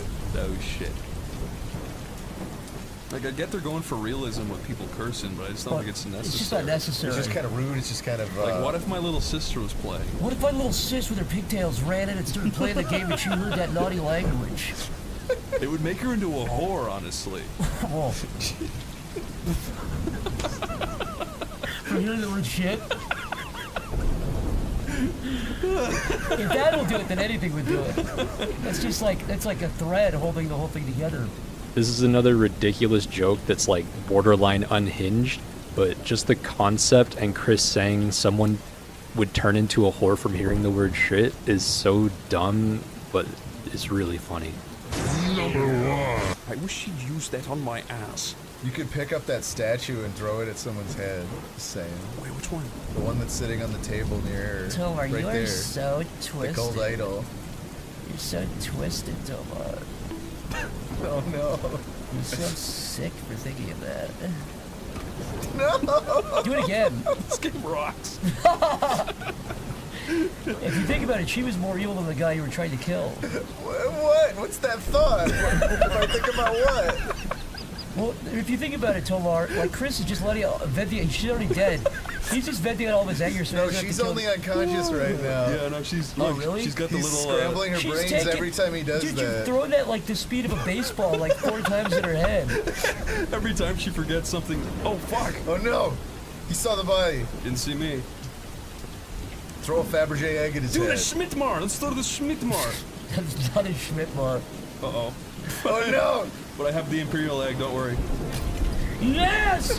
Thanks, bro. The egg saved you. Whoa. Oh god, dude, I should probably get out of here. Yes! That's what I've been saying! Oh, I wanted to stab him. Yeah, leave no one alive at this point. No! Oh my god! That was evil! Holy fuck! This game is so good. Oh. This is my favorite moment because it's them actually reacting to the game itself, and just the concept of Chris throwing this thing at this woman's head so many times that it's just scrambling her brains, and then the reaction to him throwing the sword into that woman's face is just too funny. So yeah, there you go. My top 10 favorite moments from a kind of underrated series. If you guys like this video and the concept of me doing my top 10 favorite moments for a series in general, let me know and I can do more if y'all would like. But yeah, thanks for watching, and hey guys, it's poddude. Years ago, oneyplays put up a video where they played through their very own fan game. It's an indie game made by a YouTuber named Sam On, Sam Off. It was a cute little episode where they played through a bit of it and reacted to the mechanics, mostly jokingly ripping on it and such. Someone made an oneyplays game. Wow, what do I have here? Someone made a piece of shit oneyplays game and we're forced to play it now, Oh, is just that to what get we- it out of the way. That's what we have here, yeah. You know, our stupid fans always shower us with compliments and gifts and nice things, and we really hate all of it. Only send us money, either what are they called, cashier's checks or $100 bills. If you give anything under a $100 bill, we're just gonna burn it, by the way, or use it as toilet paper, by the way. Toilet paper, yeah. Toilet paper. And it's a virus. Like I said, this was years ago, so every once in a while I think to myself, whatever happened to this game? And I'm sure a lot of other people do. I remember when the video was released, Sam was still actively working on it and even had a Patreon for support. So recently I started looking into it, and when I looked it up, I found a Reddit post with the exact same question I was wondering. In the post, I saw a comment that there were 2 discs to the game. Back when the episode went up, I only remembered it just being called the oneyplays game, that there was no discs. Continuing my search, I went to the Game Jolt page for the game, and it turns out that this is true. Disc 1 came out around the time the video went up, and after an update on Disc 1, Disc 2 came out about a year later, this time with more characters and story.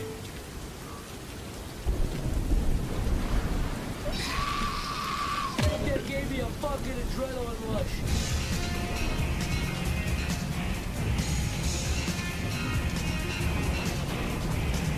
And sadly, that was the last of it. The final update was over 4 years ago with Disc 2, and that's what happened to the game. That said, Sam, while working on this, also did animations for Oney Plays, and still does, while also making their own Sonic Adventure Mario Sunshine style game, and doing streaming as well. This guy is busy. But great work ethic. And that other game they've been working on, it's called Hot Job 94, and it honestly looks great. There's a demo out available on their Game Jolt page if you want to go check it out. So yeah, there you go. That is what ended up being the Oney Plays fan game. It got a patch, and then a second installment came out, and that was the end of it. Yeah, if you feel like it, give that game a try, give Hot Job 94 a try, and just check out Sam's other stuff. By all means, give them some support, watch their streams, check out the animations. They do a lot of great stuff. If you liked this video, by all means, subscribe, like, and remember, you got a beautiful little smile on that face. Hello? Is this thing on? It's me, poddude. Is anybody out there? Enough of that dumb voice. Oney Plays has been built on series with reoccurring faces like Zach, Tomar, Ding Dong, and Julian. That said, there are episodes or series that feature a guest that was only ever on the channel once. In this video, I'm going to be going through all of them and telling you the episode or series in which they featured. Starting the list off is JonTron. Long ago, John joined the show for an episode where they looked at Newgrounds games, and it's honestly a classic. If you watch Sleepycast, you know they have great chemistry already, but the reactions to old Newgrounds content is gold. I do really hope he comes back for another episode. Let's do Bill and Ray go swimming. Okay. This is somebody's uncles or something. John, you be this guy, and Zach be this guy. Okay, I don't know exactly who. I'll assume Lefty is the one He's clearly talking. saying, man, yeah. Man, what can we do? Okay. I have no idea, sir Bill. No, you just say, I have no idea. I have an idea. I'm sorry, I'm Say blind. it, I go. have an idea. One more time.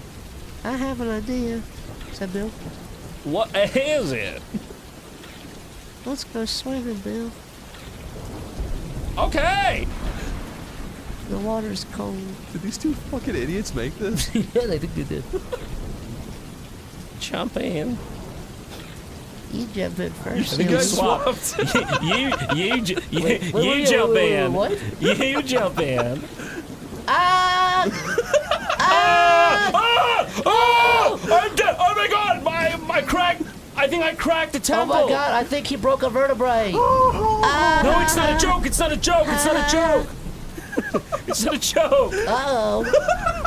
Oh, the bit we did was actually real. You killed him. Bill pulled Ray out of the pool and resuscitated him. Resuscitated Bill. Brad just had to couch up a little pool water. That's John All right, I choking on the lived. pool water. You prick. You prick. I'm sorry, man. I almost killed you. Bill would push Pushed Ray him, once he killed him again. and Can I just say that this is go home, dude. Just go home. You're not. This is. What the fuck is wrong with you? oh my god, he killed the mood. Crazy picture stories. Was it crazy, guys? It was a picture story. That was the worst thing ever. Next is Michael Cusack. This was the episode where they played Tom and Jerry on SNES, and while it's not the most memorable episode, at least for me, it is interesting because this was far out, I think either 2018 or 2019, and this was around the time that Michael and Zach were developing Smiling Friends, so that might have been why he was on the show. Next is Danny Sexbang, most famous for being on Game Grumps. This is the oldest one-off guest. In an episode of Sonic Adventure 2 Battle with Super Mega, Danny suddenly appears on the show in an interesting manner because he forgot his shoes. Julian gives him an intro, and Chris just belittles him for some laughs. Danny, fuck off! The fuck out, Dan! Danny, come get it. Everybody, welcome. Special sorry. guest. Hey, everybody. Danny Rock Band. Danny, get out. Dan leave. Dan Aykroyd's here. I can smell every inch of you. Get out. See, I'm not alone. Very muscle. We're very sorry. Sorry, I killed the total flow of your thing. We were flowing so See you, hard. man. Love you guys. Bye, Danny. Next is Nakey Jakey. Chris did a Dark Souls series with Jake years ago, and I'll be honest, I'm not too big a fan of his, so it's kind of forgettable to me, but he was on only one time, so hey, give it a try. Another person that featured on the channel once was named Uncle Bunkus. You're also thinking like me, like who? A long time ago, they did a Earthworm Jim 2 series, and I had never seen this guy before. I thought it was JonTron at first because Julian's hair covers his chin, and I thought it was a beard in the thumbnail. Reading the comments of the series, he's someone who goes by Uncle Bunkus and is supposedly an old roommate of Ding Dong and Julian. I don't know if he has an online following, but he was just on the show once. Shadman was another person that was on the channel only one time in the PUBG series. I know this guy isn't a good person, but he was a frequent collaborator with Chris and the others in the Sleepy Cabin gang back in the day, and he was only on the channel one time, so I wanted to include him, but that's all. Let's not talk about it. One of my favorites was Djibouti. He was in the GTA 5 roleplay video. I've said it before, and I'll say it many times, this is one of my favorite episodes ever, and it's partly because of him. It's a shame it was only one episode and he hasn't been on the channel since, but man, it was so good. You don't know you don't know Blinko's father is? He's never gonna go to prison. He invented the little bell end of a condom. That patent is worth $15. What did you say? Patented that little bubble at the tip, the reservoir. In the Conquer series, they have a friend of theirs on named Hans. He has a long history on the internet and was referenced quite a bit on Sleepycast back in the day. So this was a cool one to finally see who they were talking about, and it was a very fun, just chill series. Next we have Tom Fulp. This is a fairly recent series, and it's Castle Crashers. He is the creator of the game and a longtime friend of everybody on the channel. So he joins them, and it's honestly super cool to see a creator play the game with them on the channel. Similar to Tom, Edmund McMullen was recently on the channel, and I know him the most from Binding of Isaac because I love that game, and he played Mutagenics with them very, very recently. I haven't been able to watch it yet, but again, I think it's just awesome to see a creator of a game on the channel playing their own game. And finally is Rubber Ninja and Holly. This was a popular episode of Chris playing Star Trek VR, and during it you can hear Rubber Ninja, Ross, and his wife at the time, Holly, in the background telling him how to play the game. I think he was just borrowing their headset at the time. It's too bad Ross didn't join Chris in the series, but hey, maybe one day. You got it, Chris! You killed him! I did it! I'm a genius!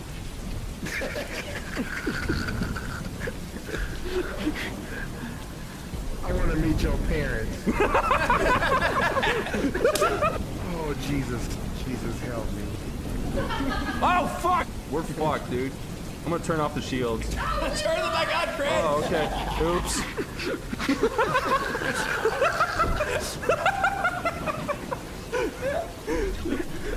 Captain, we're dying! I stopped looking at the console 20 minutes ago. Captain! Oh, you got him. Oh, yeah, he's fucking nothing. Cloaked vessel. I just farted in this thing.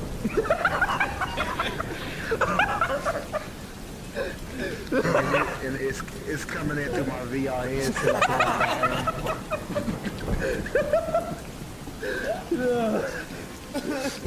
Yes, sir! So that's it. As far as I'm aware, these are all the guests that were on the channel for one episode or one series and then haven't been on again since. If I miss someone, please comment and tell me I'm a big smelly nematode. If you like the video, please subscribe, and I'll catch y'all in the next one. Lol. Hey guys, it's poddude. This is a bit of a different video than what I've normally done before. Let me start by saying that I have never watched a tier list video, so if I do anything wrong, sue me, bro. Don't actually.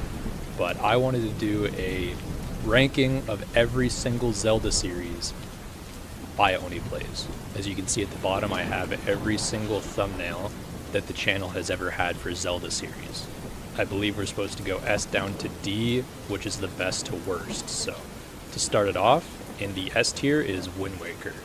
I mean, it's the greatest Zelda playthrough on the channel, no question. If you do want to question me, you can find me in the comments, bro.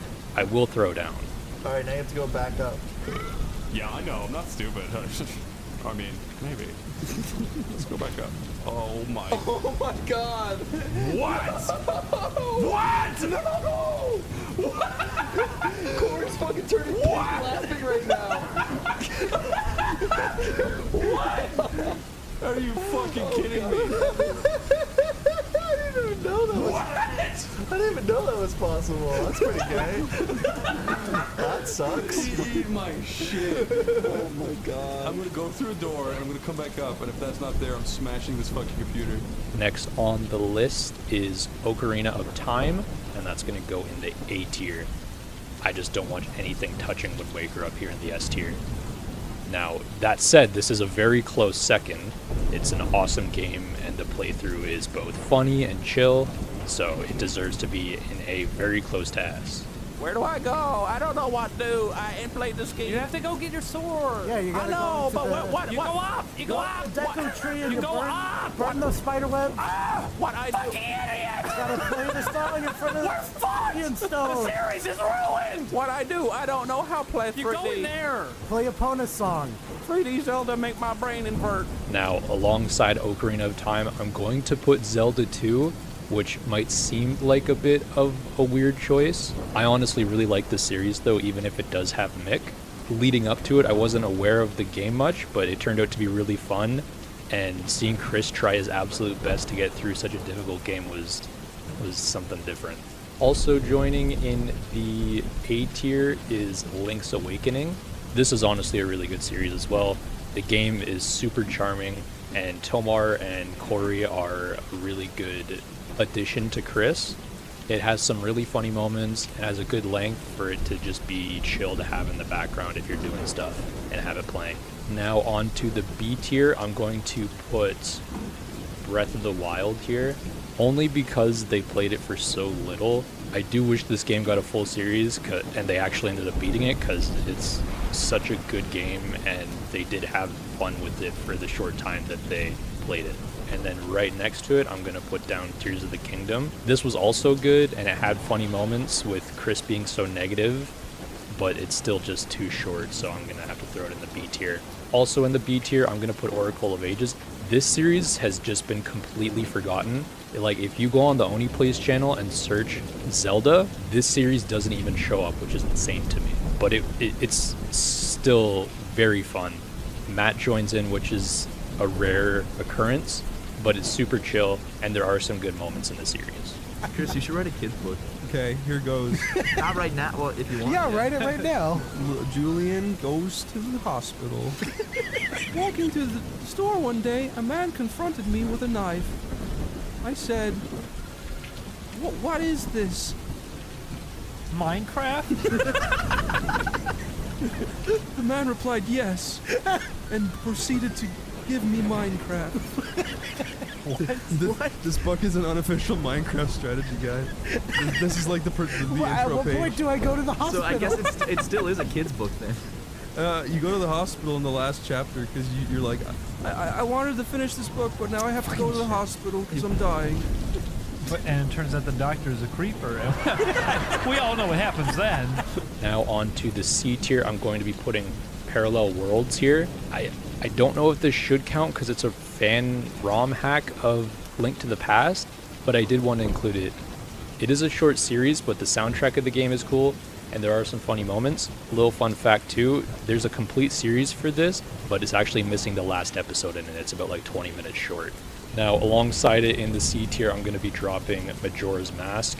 This is a really cool game, but sadly the series isn't as memorable to me. Dave and Corey are always a welcome pairing though, so I'm going to keep it just above the D tier. And to cap everything off, I'm going to be dropping A Link to the Past in the D tier, which makes it sadly the worst one in the video. But to be honest, the series was just a reaction to Parallel Worlds being tedious. It's honestly pretty forgettable though. There is some funny talk, but not much to remember, and Lyle is definitely the funniest member of the group in this one. So yeah, there you go.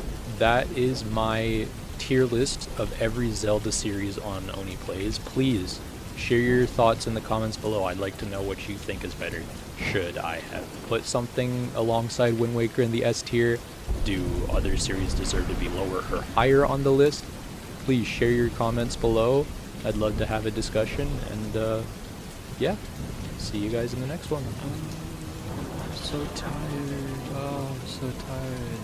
Is it video time? Okay. Guys, it's poddude, and I had a lot of fun last time ranking all of the Legend of Zelda series, so I'm gonna keep doing that because I enjoyed it.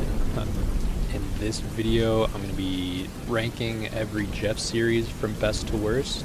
This will just be oneyplays series specifically, so I'm not gonna include anything slightly artistic or his recent New Rounds episode because I kind of see that as its own series, even though it has many different people in it.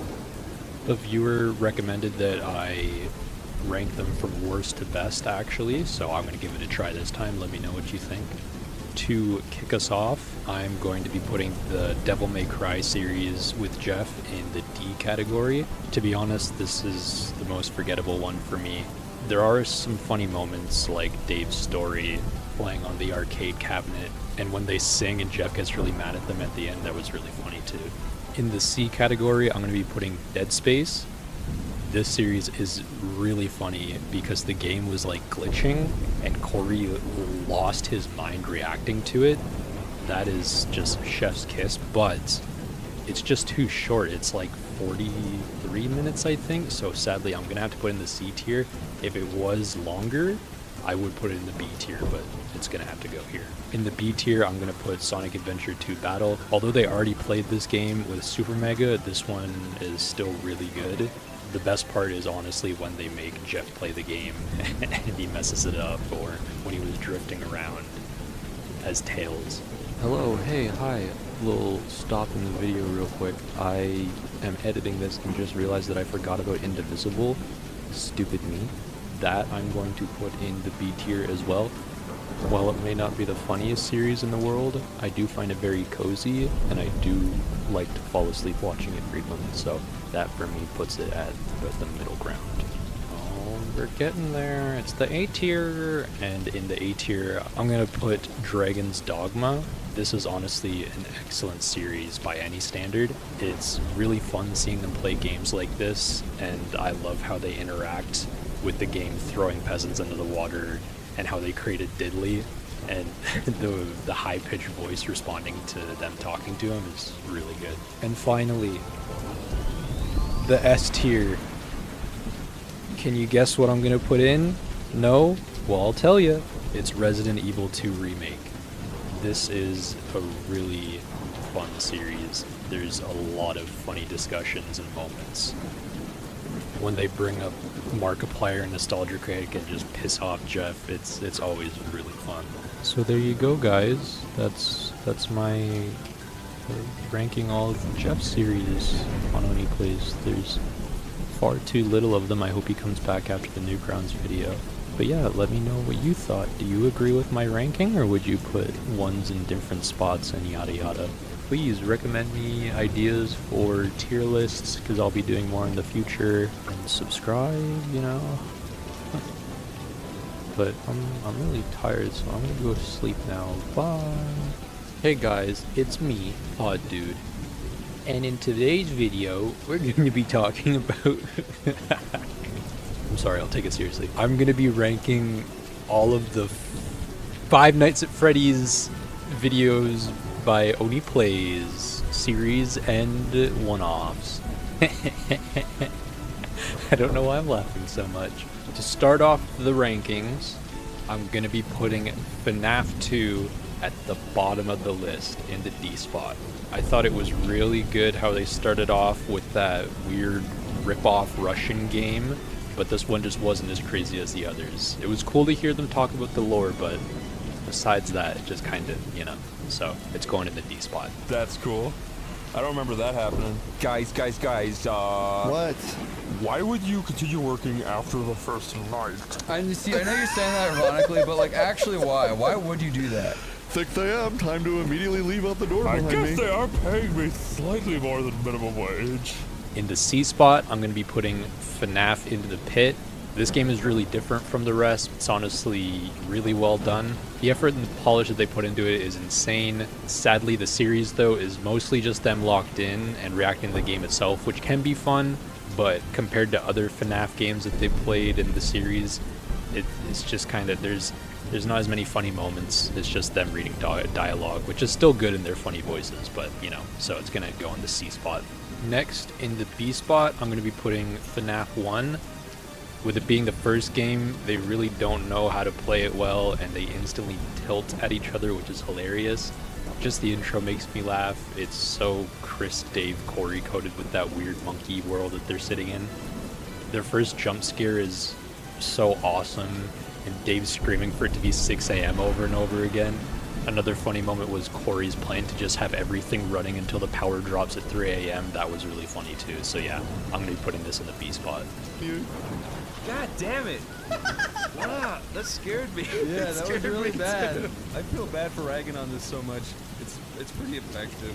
It's cool. Now you know why I watch endless hours of fucking game theory. Look, Corey, I think it's cool. It doesn't mean I'm gonna watch MatPat, okay? Okay? I know you're more of a Markiplier guy. Oh, nice, there he the is. big fucking rabbit. Listen, he might have actually been serious for the first game, but I think he hammed it up for all the others. You think? Probably, yeah. I heard the second game was actually a little easier. Hello, Internet. This is my dog, Chica. Oh, like Five Nights at Freddy's. No. What? What's that? What are you talking about? It's just a good name. Here's my dog, Markiplier. I'm down to 9. Wow, this is going by so quick. In the A spot, I'm going to be putting Sister Location. The game itself, it's like newer and advanced compared to like the first game, but it's honestly less interesting than the rest. It feels kind of hollow, but the moments in this one are great. The Adam nonverbal story is really funny.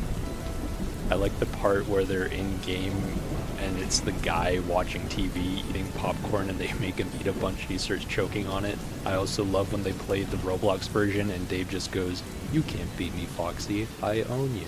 And also it has the grossest bit that I think has ever happened on the channel so far. So yeah, it's gonna go in the A tier. Careful. It won't give you checkpoints, so don't fuck up. Oh, fuck. Okay, you guys gotta be quiet. I'm scared. Perfect time to jump scare me. No. Sorry for coming.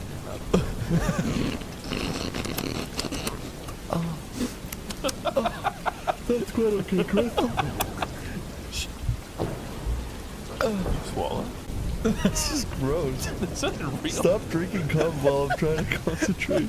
I can't see anything, it's dark. Dave. Wait! Stop!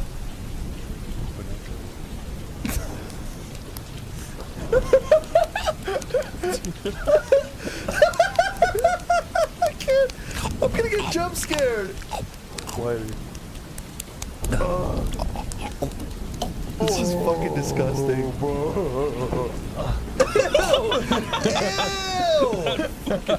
Sorry, Corey. Me and Chris got bored. I had to suck him off and drink some of his cum real fast. Good thing I'm playing FNAF 5. While our child Corey crawls on the kitchen floor, trying to get a glass of milk. Now I'm drinking his cum. Wait, what did she say? We're taking turns. It's a fair Let's Play channel. Stop. Alright guys, it's the final countdown. It's the S tier, and I'm sure you can all see where this is going. I'm going to be putting FNAF VR Help Wanted here. Honestly, it is the best one for me. It being VR caused the fear to be cranked up 100 times, and them shouting at each other, it puts a gosh darn smile on my face the entire time. Corey absolutely losing his gourd and genuinely trembling while playing was just perfection. And then them messing with Tomar when it's his turn, Zach grabbing his arm and stuff and him yelling at him not to do it was really good. But that is the problem, is that Zach isn't on camera, so that's the only issue I have with this, but you know, that's okay. It is what it is. Dislocated it when I screamed. Tomar, do you want to go again? He's just eating candy. He's just eating candy. You want to go again? I'll go one more time. Yeah, I've never even played Five Nights at Freddy's 2. Wait, Chris, say something that makes me horny. You've got big pectoral. I'm missing out on all this. Oh, You probably want to see it all. Mom, Dad, don't look! Wow, is it already over? That's crazy. So there you go. There you have it. That's my ranking of all the FNAF videos in the series from Oney Plays. Let me know what you thought in the comments. Do you agree with my picks, or would you put stuff elsewhere, rearrange it? Let me know what you think in the comments below. And while you're here, why don't you, do the usual stuff that everybody tells you to do on these videos. Yeah, goodbye. Hey guys, it's poddude, and I just found myself a time machine. We're gonna go back to 12 years ago. Whoa! Oh my goodness, it's 2014, and Oney Plays is just beginning. Jokes aside, let's get serious. Okay, in this video, I'm gonna be ranking every 2014 series, worst to best, best to worst, whatever you want to call it. I'm feeling reckless. I'm feeling like I'm gonna... I can't think of an analogy, but right off the hop, in the D spot, I'm going to be putting Ragdoll Masters and Kingdom Hearts. Reasons why: Ragdoll Masters, say what you will about Aaron, it was a fun episode, but it's just them playing the game and laughing with their reactions to it. There's not much for funny bits or combos, so it is what it is. And then Kingdom Hearts, it's super forgettable, and it has a lot of edgy humor, which I'm not one to easily offend, but it is a hard sell if you were to tell people to go back to it. And it's also just super short, so like for me, for the poddude certified opinion piece, both of these are just super and I'm gonna put them in the D spot. Next, in the C tier, I'm gonna be putting their Rugrats playthrough from 2014. This is the longest one, which is a plus for me, and it is a fun game for them to play as grown men, but it's also just forgettable for me. I can't really think of any funny moments. Thank goodness they did the series again with Ding Dong and Julian later. That's what I'll say. We're at the B tier, and here we're gonna put in Spider-Man 2. This one was fun, but again, it's short, man. I wish there was more to it. Corey and Zach were really good in this one. There's, again, some edgy humor, but I guess that's what we got the Lyle and Zach series for, you know what I'm saying? Alright, we're at the A tier, and we're going to be putting Resident Evil 2 here. This one is really good from way back. It has probably the biggest moment from the early days where Niall falls on his face and everyone dies laughing. I think this is also the series where they had Corey farting out the window, where he literally stuck his ass out the window and farted at people walking down the street, so that was funny. The series is also just super chill, where they have all the boys in a kind of lo-fi setup playing the game and shooting the shit, so yeah, this one's going in the A tier. Corey, take this break in the piss. You must find the zombie king. Spherical.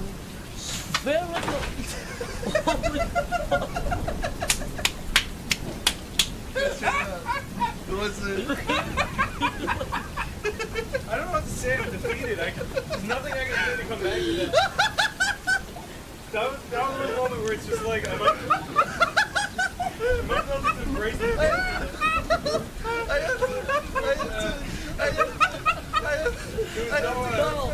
I've maybe seen like people in my life actually fall down on the floor.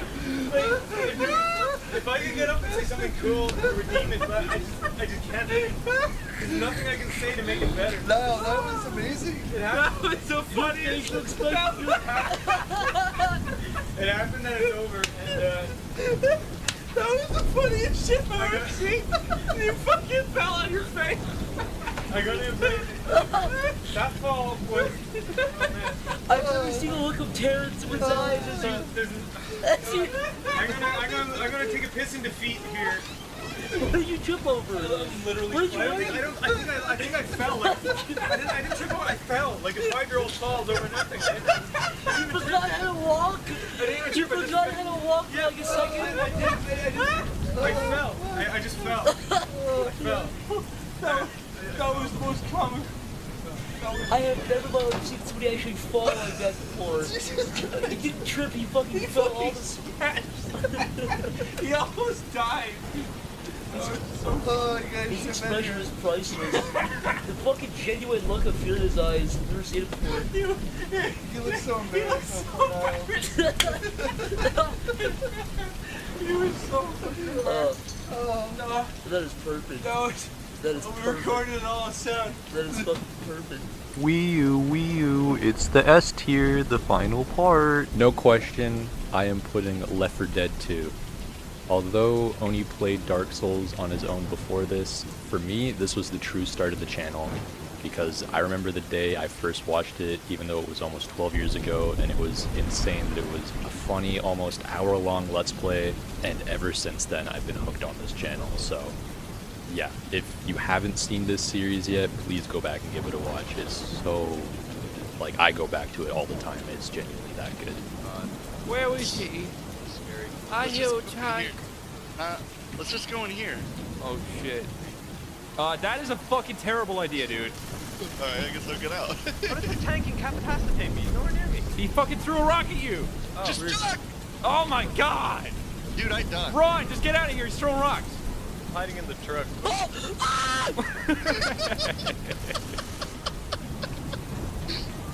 Dude, that was legitimate fear. He can get in the fucking truck! What the hell? Jump over the wall! He's in there? Ah, fuck this. Dude! Yes! I'm running, dude. Ah! Dude, the hitbox of his rocks is so broken. Dude, that fear, that legitimate fear in your voice. Oh my goodness, oh wow, I'm back. It's the year 2026. Everything's far worse than it was in 2014. Yeah, those were my thoughts. If you haven't seen these, which I probably don't blame you, it was forever ago, go back and give them a watch. Also check out the Dark Souls solo series by Oney and the DayZ one too. Those are fun watches as well. Yeah, let me know what you thought on my picks in the comments, and why don't you like up the video too? It's a, like a nice little positive thing to be like, hey Pod Dude, you did well on this one. Hey, thanks guys, haha. Hey guys, it's Pod Dude. Do you like my new hat? Can you tell what the video's gonna be? Oh, you read the title already? Okay, never mind. I'm gonna be ranking all of the Pokemon series from Oney Plays, best to worst, vice versa, whatever the heck. There's only 4, so this will be really easy. To kick things off in the C tier, I'm going to be putting Pokemon Arceus. Definitely the weakest out of all the Pokemon series. This game just falls under that category of the guys hating parts of modern gaming, which I understand, but it's the same as all the other ones where they make fun of it, get tired of it, and then it's like 2 episodes before it's done, and they give up. So sadly, even though Tomar and Adam are an underrated pairing, I'm gonna have to put this in the C tier. Now, in the B tier, I'm gonna be putting Legend Z-A or Z to A or ZA. I don't know how you pronounce that, how you're supposed to pronounce that. It's a really new series, so it's hard to say how I'll feel about it in the future. And it's a similar game to Arceus, but they definitely had more fun with this one than Arceus. Making fun of the dialogue and story, they definitely have a better time with that. Naming the main character Ireland was really funny, and I really like the bit where they do a Gregorian chant. It was actually not that bad sounding, so yeah, I'll be putting this in the B tier. This is going by really quickly. Okay, in the A tier, I'm putting Pokemon Silver. This series is really good. It's basically, to me, it's just like Pokemon Red, but newer. You just take an old Pokemon game, throw the new guys at it in comparison to Ding Dong and Julian. And while it has a similar feel, it's their new kind of comedy, which is fun. The series is super cozy, and I also just love Silver, so it's already getting points in my book for that. I just wish that they stuck with it and beat the game like Red. And finally, Dee-doo, the S tier. It's pretty obvious what is going here. There's only one other option, and it's Pokemon Red. Let me start by saying this is a very classic series. This and Kingdom Hearts, in my opinion, are when Oney Plays really started to take off and become what it is today. The length of the series is awesome. I love that it's like something like 15 hours, I think, split up in 2 complete series. And it came out in a very special time in my life, so I remember it fondly, especially when the episodes were airing. I will say, though, that I'm not a fan of the last episode because it's a creepypasta. I get the point, and I think Ding Dong really wanted to do it, but I was just turned off by it. Like, I had to stop watching because it's just annoying. Like, it's just really loud, obnoxious noise, and the video's all jumbled up and stuff. It's like 12 minutes long, so I'm not a fan of that, but I won't let it take away because this series has one of the best moments in the entire history of the channel, which is the slap off. Hey, Matt. Yeah. Let's have a slap off. What's the slap off? Where I slap you in the face and you try not to scream. Just scream, huh? All right. Okay. Do it. Fuck, Chris. You lost. Shit, dude. Sorry. Hurt. Now you gotta do it back. All right, Chris. Okay. Here comes the big one. Okay. Oh! Okay, we're even now. I picture it like you actually tumbled back like Mario does. Oof! I forgot to record an outro, but I mean, if you've watched all these, you already know, like, if you like the video, what are your thoughts, and why don't you just thumb me? Hey there, fellas, it's me, poddude, and I'm back again. And I just wanted to say a big thank you all for 7,000 subscribers. Whoa!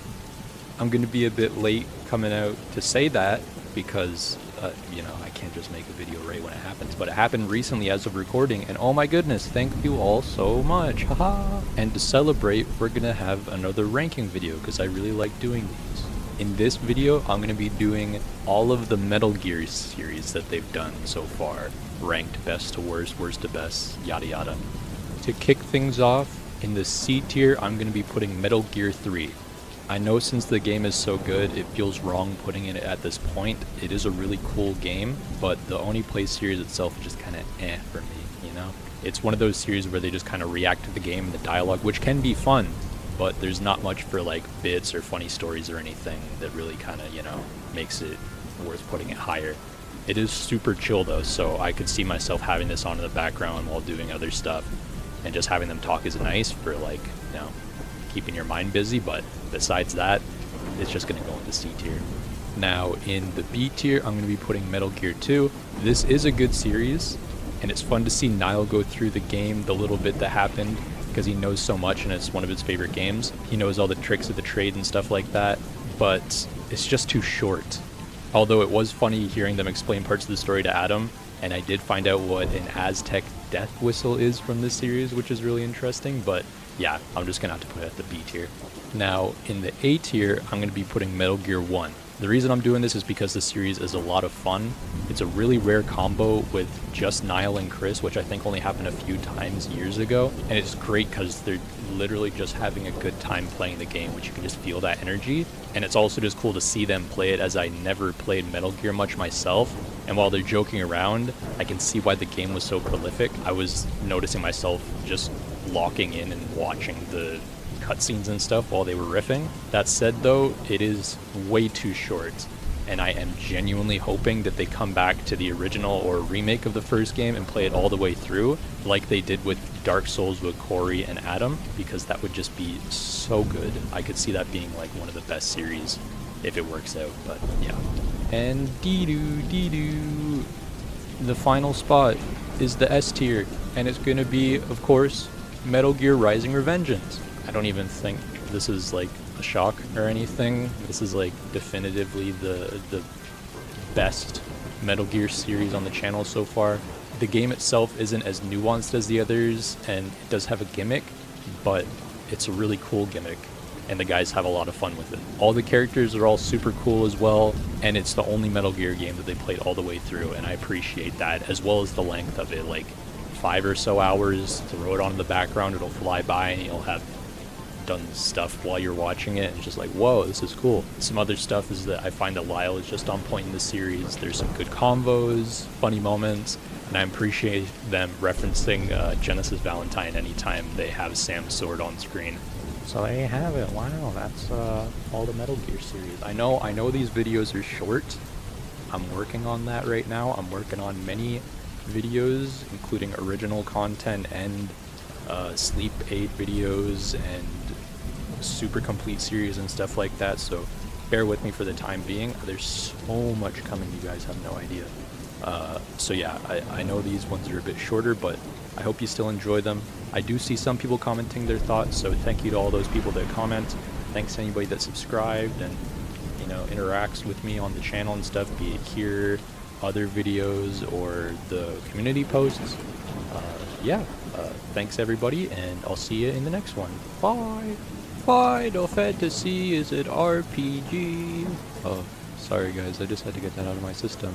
Hello everybody the World Forum. It's me, poddude, and in this video I'm going to be ranking every Final Fantasy series that they did on oneyplays. This is another one where there's literally only 4, so there's 4 spots on the list, and to kick things off, I'm going to go with Final Fantasy 15 in the C spot. I don't want to sound mean, but this was just a complete disappointment. The episode was really funny, and the game looked like it was perfect for them to play and make fun of, but it literally was just one episode. And I understand, I think they had issues recording, and I'm sure they didn't really care to play through the whole lot of it, but it's literally just 10 minutes, that's all we got. So I'm gonna have to put this at the bottom. I'm sorry, I don't know what to say. In the next spot, I'm going to be putting Final Fantasy X. This series is okay. The game is super weird, it's goofy, it's ridiculous. They get a lot of mileage out of making fun of it, and on top of that, they do appreciate that the game still holds up fairly well, and it does seem like it was ahead of its time, so yeah. But there's not much for bits, except for the one where Chris talks Tomar off the ledge. That was pretty funny, but anyways, yeah, I'm gonna have to put in the B tier. In the A tier, I am putting Final Fantasy VII Remake. This might be a controversial pick, but I feel that it deserves to be in this spot. It's short, but the guys are really on point with just comedy and their bits. The game is also very nice to look at, which helps for me personally, having it on the side monitor if I ever just like tune in or anything. And if they could have handled it, it would have been fun to see more, but Chris's autism is too strong, he just couldn't take it, I guess. Also, the Orbeez reference at the end for that French guy, it's so crazy, and I love that they just end the series off with that little bit. But anyways, oh my goodness, we made it. It's this S tier, and in that spot, I don't think this is like who didn't see this coming. It's Final Fantasy VII. This one has been the best so far. I'm a bit of a hypocrite because in the past I said that I'm not a big fan of when they just react to the game and dialogue and that's it, but they do this a lot in this one, and it's one of the times where it's honestly super funny. Maybe it's just the talent of Ding Dong and Julian, I don't know. There were really funny moments and riffing, and on top of that, this might be the most influential series, as there was that time a speedrunner named his characters after the ones they made up in this when he played the game at AGDQ. It's a good length, it's goofy and fun to have in the background, and I give it an S tier rank as well as a big old gold star right on the top of it. Hey, you know what, Ding Dong? What? This game fucking sucks. Only a fucking bitch would like it. Where are these propeller men? That's Propelli. That's a good Italian name, Propelli. Propelli Tonelli. Poropelli. He sliced me with his pelli. How do you say penis in Italian? Oui, oui. With no, that's eyes. French, Chris. Oui, oui. Pini. Pini. What would you do if a little baby pointed at a helicopter and said, "Here come the pelli"? I mean, what would you do? Wait. What kind of question is that? Where would you take that? Would you correct him or let him have a few words? I understood you saying that the baby's in the helicopter. Is that so? Here come the pen. You're dying, Jesse. What a shitty thing to do. She's dying. Yeah. Is that so? Oh, is that so? Yeah, you're really cool. Fuck you, Bye. Cloud. I'm out of here. I don't like these fools. They're too scary. They're fedorable. Fedoras are awesome. I wish I could fly. You fucking Berg. I didn't know. I did nothing wrong. Don't make fun of me. I did nothing wrong.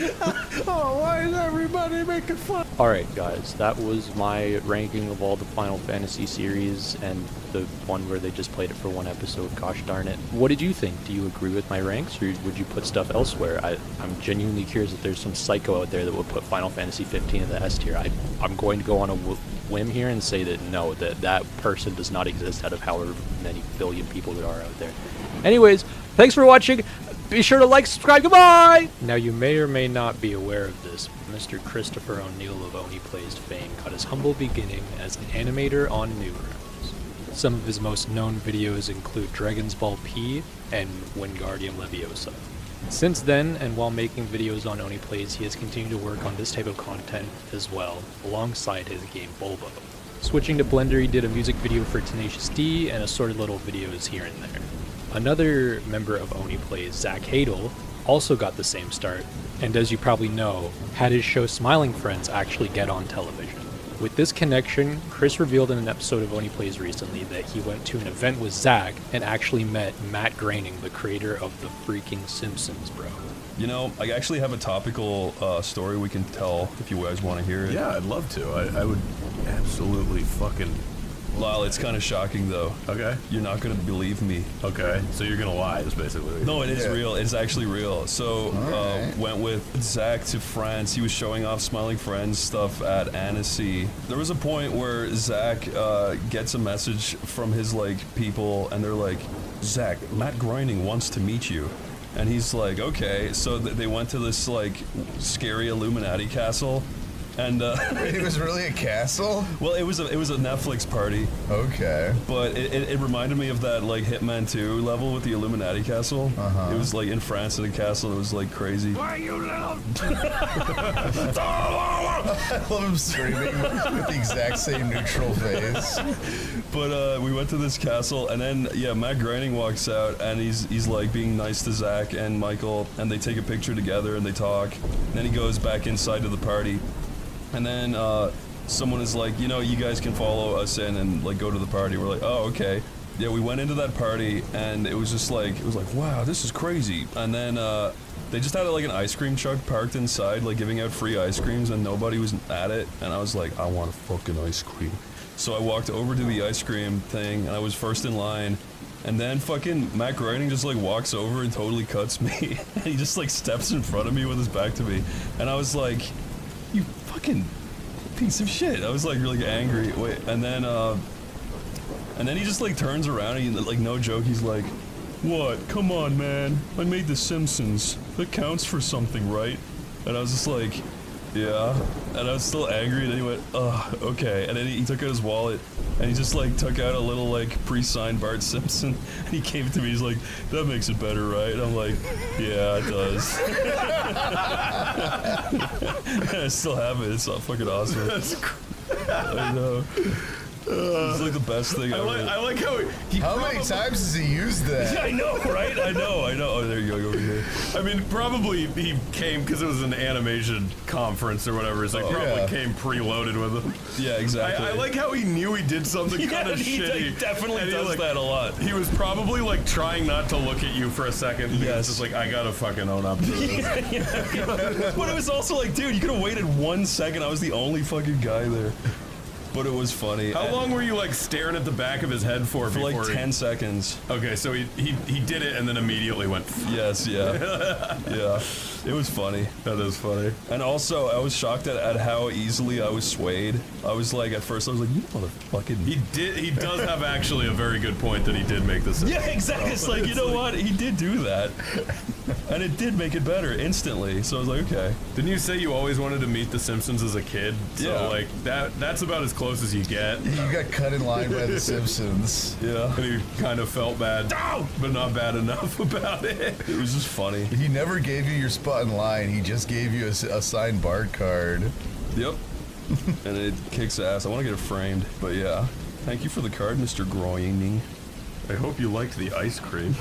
Dude, that was the best ice cream fucking ever. After this episode went up, Chris posted on Twitter the little card that Matt Groening gave him that he said in the story. And it's honestly pretty hilarious to think that this is how he goes about his life. In fairness, he did make The Simpsons, which is crazy to think, but the fact that he goes around with little cards and is like, hey bro, I made this show you probably know and love. Here's a little card. Can you just let me pass for what I just did? Thank you, bro. Thank you so much. It's just such an odd thing that, of course, it's something that would only happen to Chris O'Neill. And who knows? Maybe one day they'll have the creator of The Simpsons on as a guest for a one-off. You never know. It's possible. Now, while I was making this video, I looked up Matt Groening's name on Google to make sure that I got the spelling right of his last name. Found a bunch of stuff about him that I didn't know before. He has a wife who is 23 years younger than him and 11 children, which I guess he can afford, but it's way more than I expected him to have. Also, his father's name is actually Homer, which is where he got the name for Homer Simpson. And I found this image as well, which basically confirms Chris' story because he does just do little doodles on cards and brings them around to places. So nobody can say that Chris made that card himself and pass it off as Matt Groening's, because this image pretty much proves that. So there you go. Okay, that's the video. I hope all my Oney historians enjoyed the video. I thought it would be fun to kind of just talk about this little piece of Chris O'Neill history and basically just confirm that it is real, and it's honestly pretty funny. But yeah, if you guys liked the video, please like and subscribe, and stay tuned for more of just general Oney fan content. That sounds bad. That sounds like OnlyFans. Never mind. Cut! Hey guys, it's me, poddude, and I've found 3 of the 7 Tomar Emeralds. Please help me find the rest. Okay, in this video, I'm going to be ranking all the Donkey Kong Oney Plays series from best to worst, worst to best. You know. Before we start, I am not going to include that knockoff Donkey Kong 5 game. It's just going to be original Donkey Kong games. And to kick us off, let's start with Donkey Kong Country 3. This series is okay. Donkey Kong Country 3 it's kind of just an enigma to me, so I wish they played it longer. I say it's an enigma because the first and second are so well known and fondly remembered, and 3 is just absolutely the ugly stepchild of the series, so it's interesting to see them play it, and there is some stuff that I just flat out didn't know about it with differences from the other games. That said, it was only 1 episode, and I'm really not a fan of that. I like myself a nice slow burn kind of longer series. If every series could be 27 hours, I would love that. I'd go absolutely wild.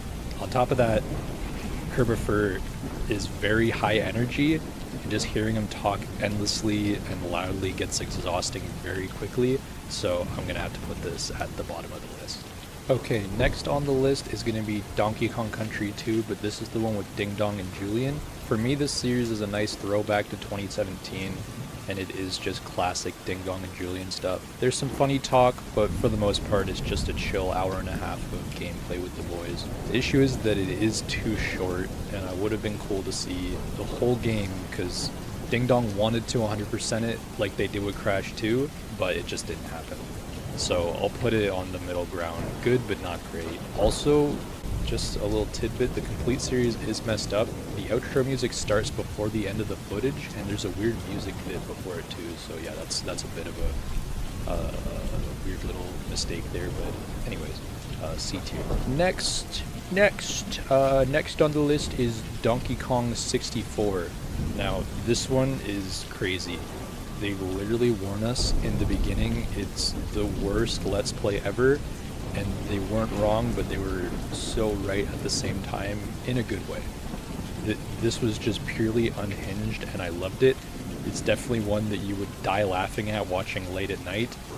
It is only half an hour long, but because of it being unhinged, I'll put it in the B tier. Next is Donkey Kong Banana Blitz. This series was really good. First, let me say that the game impressed me when I first saw it.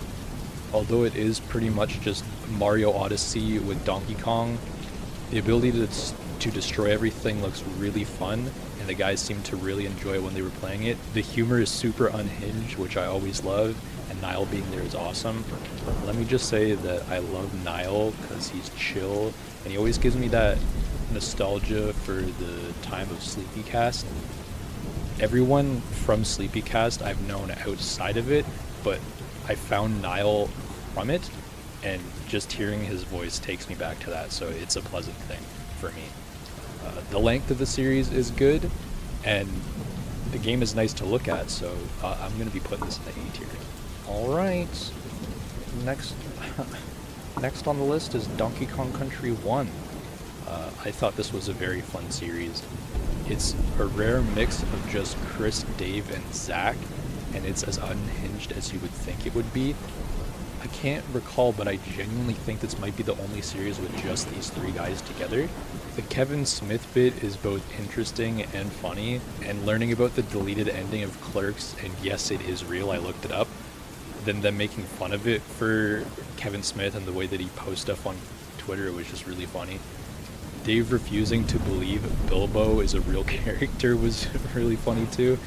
And then hearing Dave be traumatized by Chris's cartoons, it's like a cherry on top of the cake. But yeah, it was very funny, so I would also put this alongside Banana Blitz, put it in the A tier. All aboard, we've met the end of the thing. I don't know what I'm doing, this isn't funny.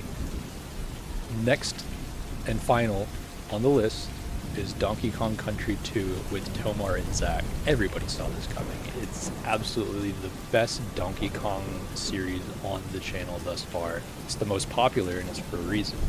There are far too many bits that come from this. It's got Trump vs. Linkara, Take the Red Pill Jimmy, Tomar's theme song, and one of my favorite bits that I am going to show you shortly. But yeah, it's just genuinely very fun, and came from a special time in my life as well, so I always look back fondly, and I do revisit this series fairly frequently. So yeah, I'm going to be putting this at the absolute pinnacle of the S tier. There you go. Here, Zach, I'll be the grandma, you be the monkey, and Tomar, you be the man coming to get the monkey. Yeah. Okay, so I'm like, oh, my little monkey, I bought it on the black market. I love you so much. Oh, what's that? The doorbell. The door. Hello. Tomar. Oh, I'm not good at multitasking. What are you doing here? I hope you're not here to take away my monkey. Wait, what is my role? You're taking the monkey away. You're the FBI. You know, I'm not supposed to have this monkey. Did you know I have severe ADD? Sir, I'm from the FBI Department of you fucking son of a bitch. I'm from the FBI Secret Department of ADD. AMC's The Walking Dead. That sounds fun.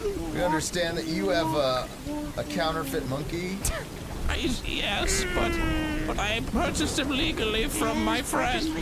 Nah, these Chinese monkeys, not even real. It's actually a rare sea slug that just sort of looks like a monkey. They're like synthoid monkeys. I understand completely. Trust me, you don't want one of these. When it turns like 4, it's just gonna bleed all over the place. Okay, well, thank you for coming, but I still would love to keep him. Ma'am, it's not a request. You better give up that monkey, or I will open fire. A little funny fruit. I will open fire. The monkey or me?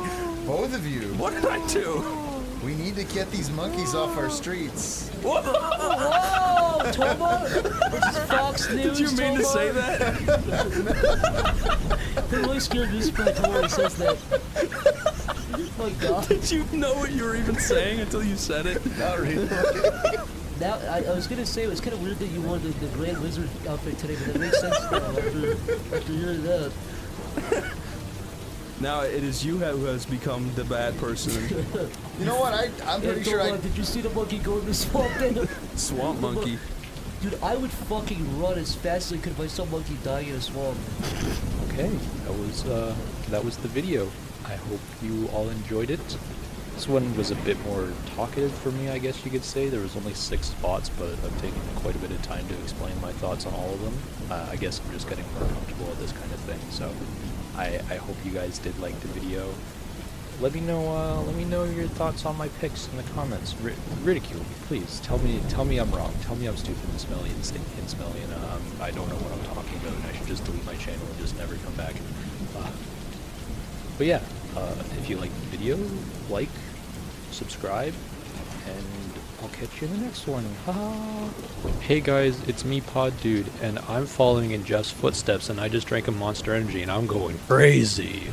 In this episode, I'm going to be doing a ranking based off my skin color, because I'm yellow, therefore I'm probably like 75% Simpson. I'm going to be doing a ranking of all the Simpsons games played on oneyplays. Official though. I'm not going to be including Flanders Killer 7 or the Grumpcade Hit and Run because, you know, Flanders Killer 7 is a fan game and Grumpcade is Grumpcade. It's not oneyplays, so, you know. And to kick things off, I'm starting with the Simpsons arcade game. This one was just okay for me. The game has a really nice style, so I like looking at it, but it's a side-scroller, so it's just them having average combos, mainly just playing the game. There aren't many bits, they're just talking about the game itself for the most part, which is fine, but for me when I'm watching, I'm looking more for the comedic conversation aspect of the channel, so I'm gonna put it at the bottom in the C tier. Next on my list is one that I talked about recently, was the Simpsons game for PS2. This was a good episode. There's some charm to the crappy PS2 3D graphics. It gives a nostalgic feel for me. The humor in the game itself is actually surprisingly good, and the story that I made the video about where Chris talks about meeting Matt Groening is really funny. I also didn't know about the Homer 3D trivia, which is still insane to me, and them getting mad at the game for being poorly designed is really funny. That said, I am going to put it at the B tier though, but you'll find out soon why. Next on the list is The Simpsons Virtual Springfield. This is a very classic episode from the original, like the OG Ding Dong and Julian days. It is only 17 minutes, but man, they packed this with so many funny moments, it makes up for it. Chris seeing the future with Patty and Selma, him naming all the children in the classroom, them laughing at Mr. Burns falling down the stairs over and over again, it's so good. I'm going to be putting this in the A tier, just short of S, because it is one episode and it's short. If you have not seen this, go watch it. I'm not joking. Turn this video off, go watch it, forget this video ever existed, and go watch that video. Laugh, have a great time, then remember this video, come back and tell me, Mr. Poddude, you were so right, and I'll say thank you, little fella. Remember that kid? Yeah. There was also a black one, and I guess he's gone. There's Ralph. Curly Ralph. Curly Ralph. Curly Girly. Artina. It's not Stacy, it's Gray hair. Dipshit. Beady. I like this one. Click on her. Okay.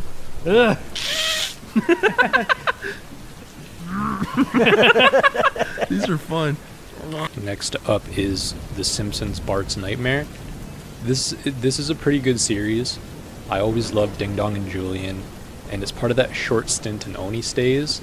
Of course, it being Simpsons, there's going to be a lot of references, but they aren't to The Simpsons or other shows. The references to online stuff that's funny, like Angry Joe and Jeff Keighley getting in that scuffle, the PewDiePie bridge, and this is the series that has the Chuck E. Cheese bit. I'm going to be putting this at the A tier, which I feel might be controversial, but to me it's equal to Virtual Springfield, and the S tier is a really good one.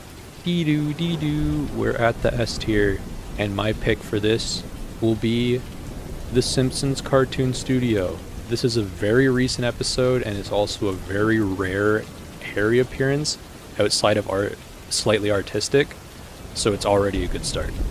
This game gives me the same kind of vibes as the Mario Paint game that they played from the 64DD, where Chris did that sneezing man animation, because the games are just similar in concept.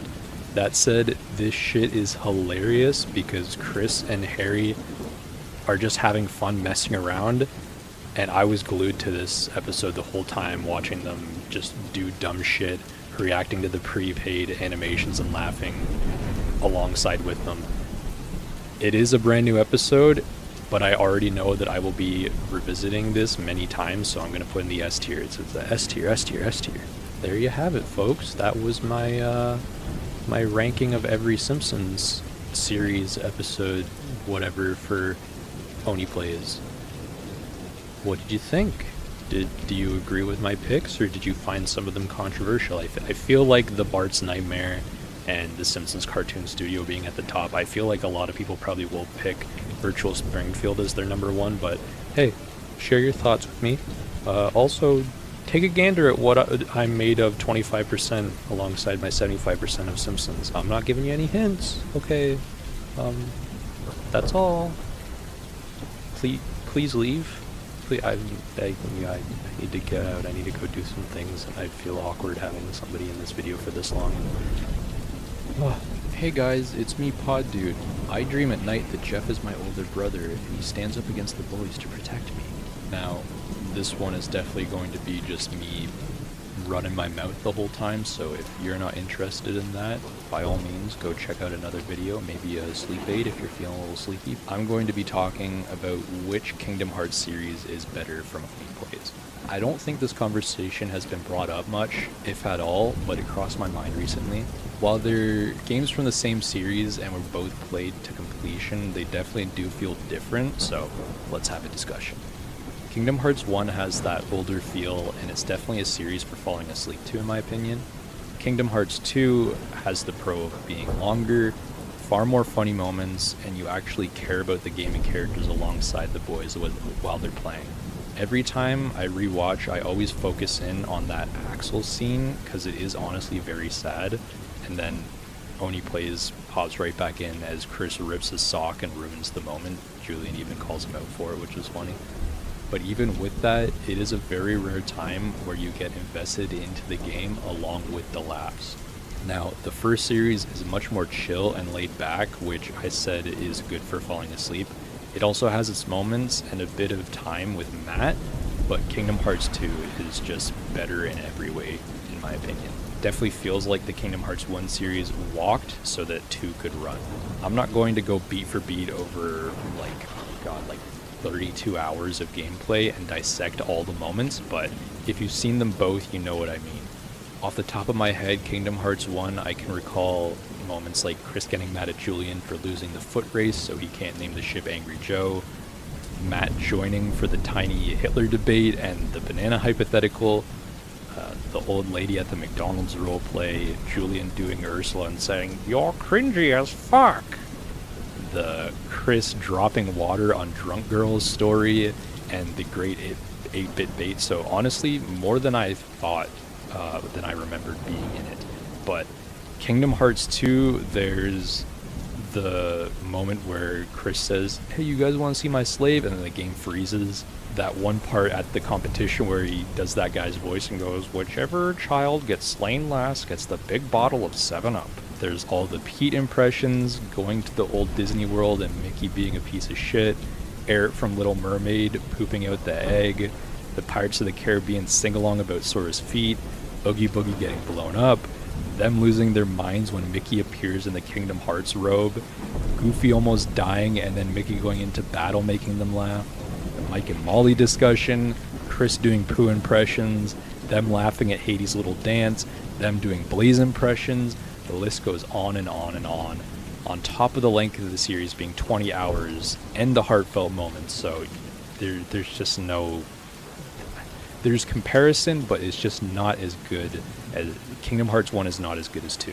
So yeah, I'd say 2 wins for being far more memorable and enjoyable than 1, and those are my thoughts. 2 wins, and it's by a long shot in my opinion, but I don't want 1 to be overlooked or looked down upon because of that. I still revisit it, and it has its moments, and it's a much more laid-back record, but in comparison, 2 wins by a landslide. Thanks for visiting the channel and watching my video essay, my TED Talk, my presentation, my college thesis, you know.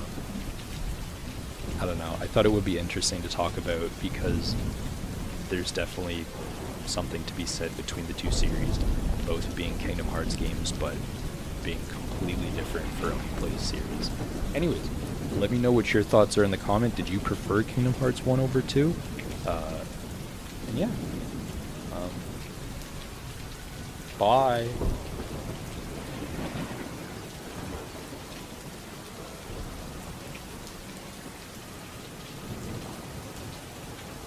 Hey guys, it's me, poddude, and this time I'm pretending to be Corey because I just had 2 coffees, so this is like my own little special coffee corner.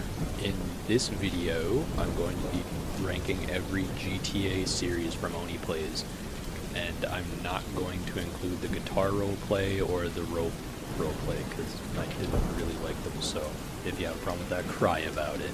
To kick things off, I'm going to be starting at the D tier, and in this spot I'm going with the San Andreas remake. This one was okay. It's shorter like the original Vice City playthrough. The intro is good, where they sing along, and a lot of the game being poorly upscaled is great when they make fun of it, like the guy eating pizza. It was also fun to see that they used cheats. It gave kind of a GTA 5 with mods feel, and Tomar did a little bit of trolling with what cheats he gave Chris, but to be honest, the series doesn't have much for bits, and it is just kind of forgettable, so. Next up, we have GTA Online. Let me start by saying that the intro to this series is wild. You got Zach dialed up to 1,000 with him shooting everyone he sees and wanting beef jerky. Then Tomar is just role-playing as himself, and we have Neanderthal Lyle running around. Chris seems like the most sensible out of all of them, which is just odd. And then they drop Lyle and Tomar in a car out of the sky. This series is fun. I love seeing them just run around online and mess with people. I've said that a few times in the past. The length is really nice, but it has Sonny, who isn't around anymore for an obvious reason. To me, it always felt like he was try hard to be in the group, and it's really cringe, honestly. And I feel like the series does start to lose steam quickly shortly after the beginning. The biggest moments I can remember are when Chris and Lyle get help from Satan and Zach with his green and retired bit, but that's about it. I definitely don't return to this series very often, so I'm going to be putting it in the C tier. Next up, we have the OG Vice City playthrough. This series it's good. It has one of the funniest bits in the channel's history with the 80s phone call, but the issue is that it happens at the start, so the rest of the series, while it's good, it just doesn't hit that same high again. That said, there are some funny discussions still. Ding Dong is on fire the entire time, and I do like Chris's rendition of In the Air Tonight. It is shorter though, which is a shame, but I understand. As someone who tried to play Vice City on a PS2 recently, the controls are not easy, but that means that I will be putting it at the B tier. Okay, next is GTA 5 with mods. Now this is a classic Ding Dong and Julian series. I love it because it gives me that feel of when you're a kid playing Grand Theft Auto with your friends and you're just passing the controller around, just messing around, seeing how long you can last with the 5-star rating. It's always fun to see them get mods or cheats and mess around in a game, and the length is also really good too. For me, this is a really good series to fall asleep to, and while it doesn't have crazy memorable bits, it's still very funny to see them react to the crazy stuff that happens in the game, getting to the point where they actually just crash the game. Also, the intro is really funny, and so is Motifa, so I'm going to be putting this at the A tier. Wow. Wow. He's athletic. Okay, now jump into the sky. Oh no! Don't land on me! Oh What's fuck! gonna happen? Where is it? Oh fuck! Oh no! My bike! Where'd it go? How did I go? What, you stole my bike? Julian, don't say that. Sounds racy. Okay. No, don't fall, you don't. No! Oh, Porchy, I get it. Porchy stole my bike. Trying is hard. Oh, fucking Porchy! Fucking hate Porchy. Down I go again. Oh! Oh! No! Oh no! My bike! Oh! He saw the bike on his way down. Another one I'm going to be throwing in at the A tier is the Vice City remake, because this is a very good series. It's a really nice Tomar and Zach series, even though they all usually are. They have bits like I want her, no I want her, the belly prolapse, I was a little girl with pigtails, too many moments to count. and it's slightly longer than the other Vice City playthrough, which is nice. I do find myself going back to it constantly, so it's also going to go tied with GTA 5 with mods in the A tier. That's the story of my fucking life. Hey, I'm a fucking New York guy. Hey, I'm a fucking Miami. I'm a Miami, New York. I'm a Miami, New Hey, York. I'm from fucking New York, Miami, Los Angeles, and fuck you. And suck my cock. And finally, the S tier. And if you've watched any of my videos with this one mentioned in the past, you'll already know. It's the GTA 5 roleplay video where they steal the guy's car. I love this video. While it's only 20 minutes, it's a type of content that I truly love. Going online and messing with people and seeing how they react. Everything about the video is cinema. The way the guy reacts, the other characters that pop up, Djibouti and Chris's characters, and the hijinks that they get into. If you have not seen this video yet, please, for the love of God, go watch it. It's so S tier, it's not even funny. Alright fellas, that was my ranking the Grand Theft Auto games video. How did y'all think? What do you, please comment below, tell me what you think. What would you change, or did I nail it in your opinion? Thank you all again for watching so much, I really appreciate it, and I'm gonna go steal a car and pick up a prostitute in a Grand Theft Auto game. Bye! Hey guys, it's me poddude. You know this by now, I would hope. In this video, I'm going to be ranking every Oney Stays series from back in 2021 when Chris went to visit Ding Dong and Julian and did a few series. Just a little note, I'm not going to include Resident Evil 4 or Ocarina of Time as they were continuations of past series. And to kick things off, I'm going to be starting with Mad Rat. This series is kind of you know. I love the game's style, and it is a creative play style, but the series is kind of forgettable. There's chill, funny talk, but I definitely don't go back to the series. I think if they stuck with it and beat the game, it could have been better, more time to show how cool the game is and have funny moments, but it is just 47 minutes, so D tier. Next up, we have Panic. Let me start by saying that this game is really fucking weird. It is genuinely the weirdest game I've ever seen, especially from the era that it came from. If you're aware of a weirder game that's from like a game studio published to a console in the 80s or 90s, please comment below. But yeah, that said, their reactions are really funny, and some of the moments are funny in the game, but the stuff where like they had a child, a little boy, growing boobs all over his body, that was just weird, disturbing. I was not a fan. It's also a very short episode, but I am glad that they did it. It's definitely memorable, but not much more than that, so I'm just going to put it in the C tier.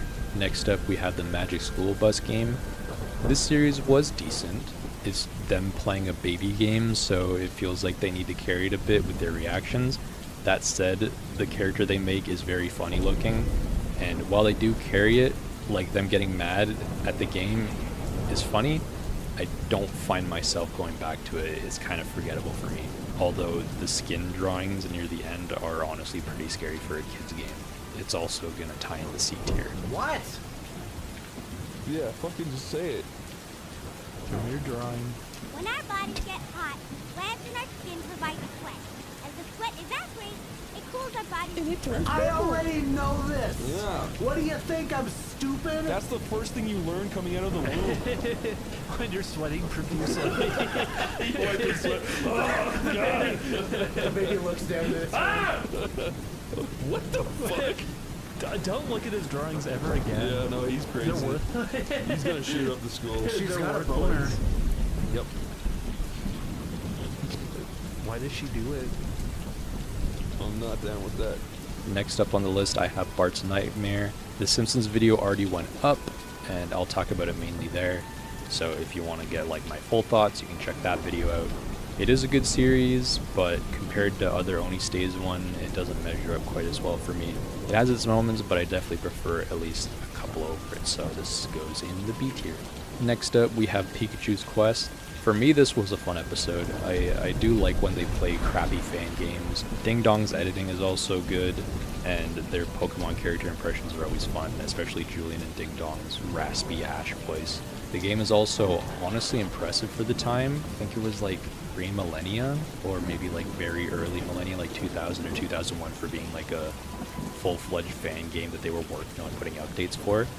Sprites, I can definitely tell, have some love put into them, so this was a decent one-off, but that's about it, so I'm also going to be putting it in the B tier. Next up is Digimon Story Cyber Sleuth. This is a good series.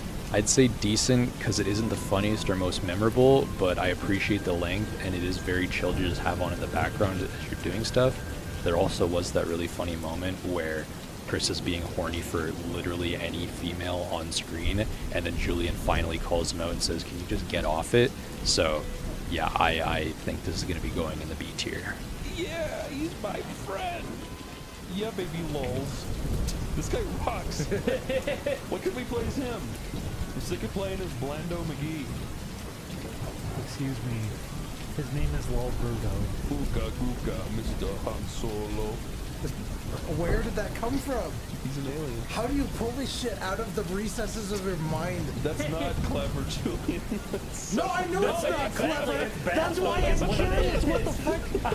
What train of thought brought it up? I don't know. He's speaking a different language. You're a mystery to me, Chris. Oh my goodness, there's so many games.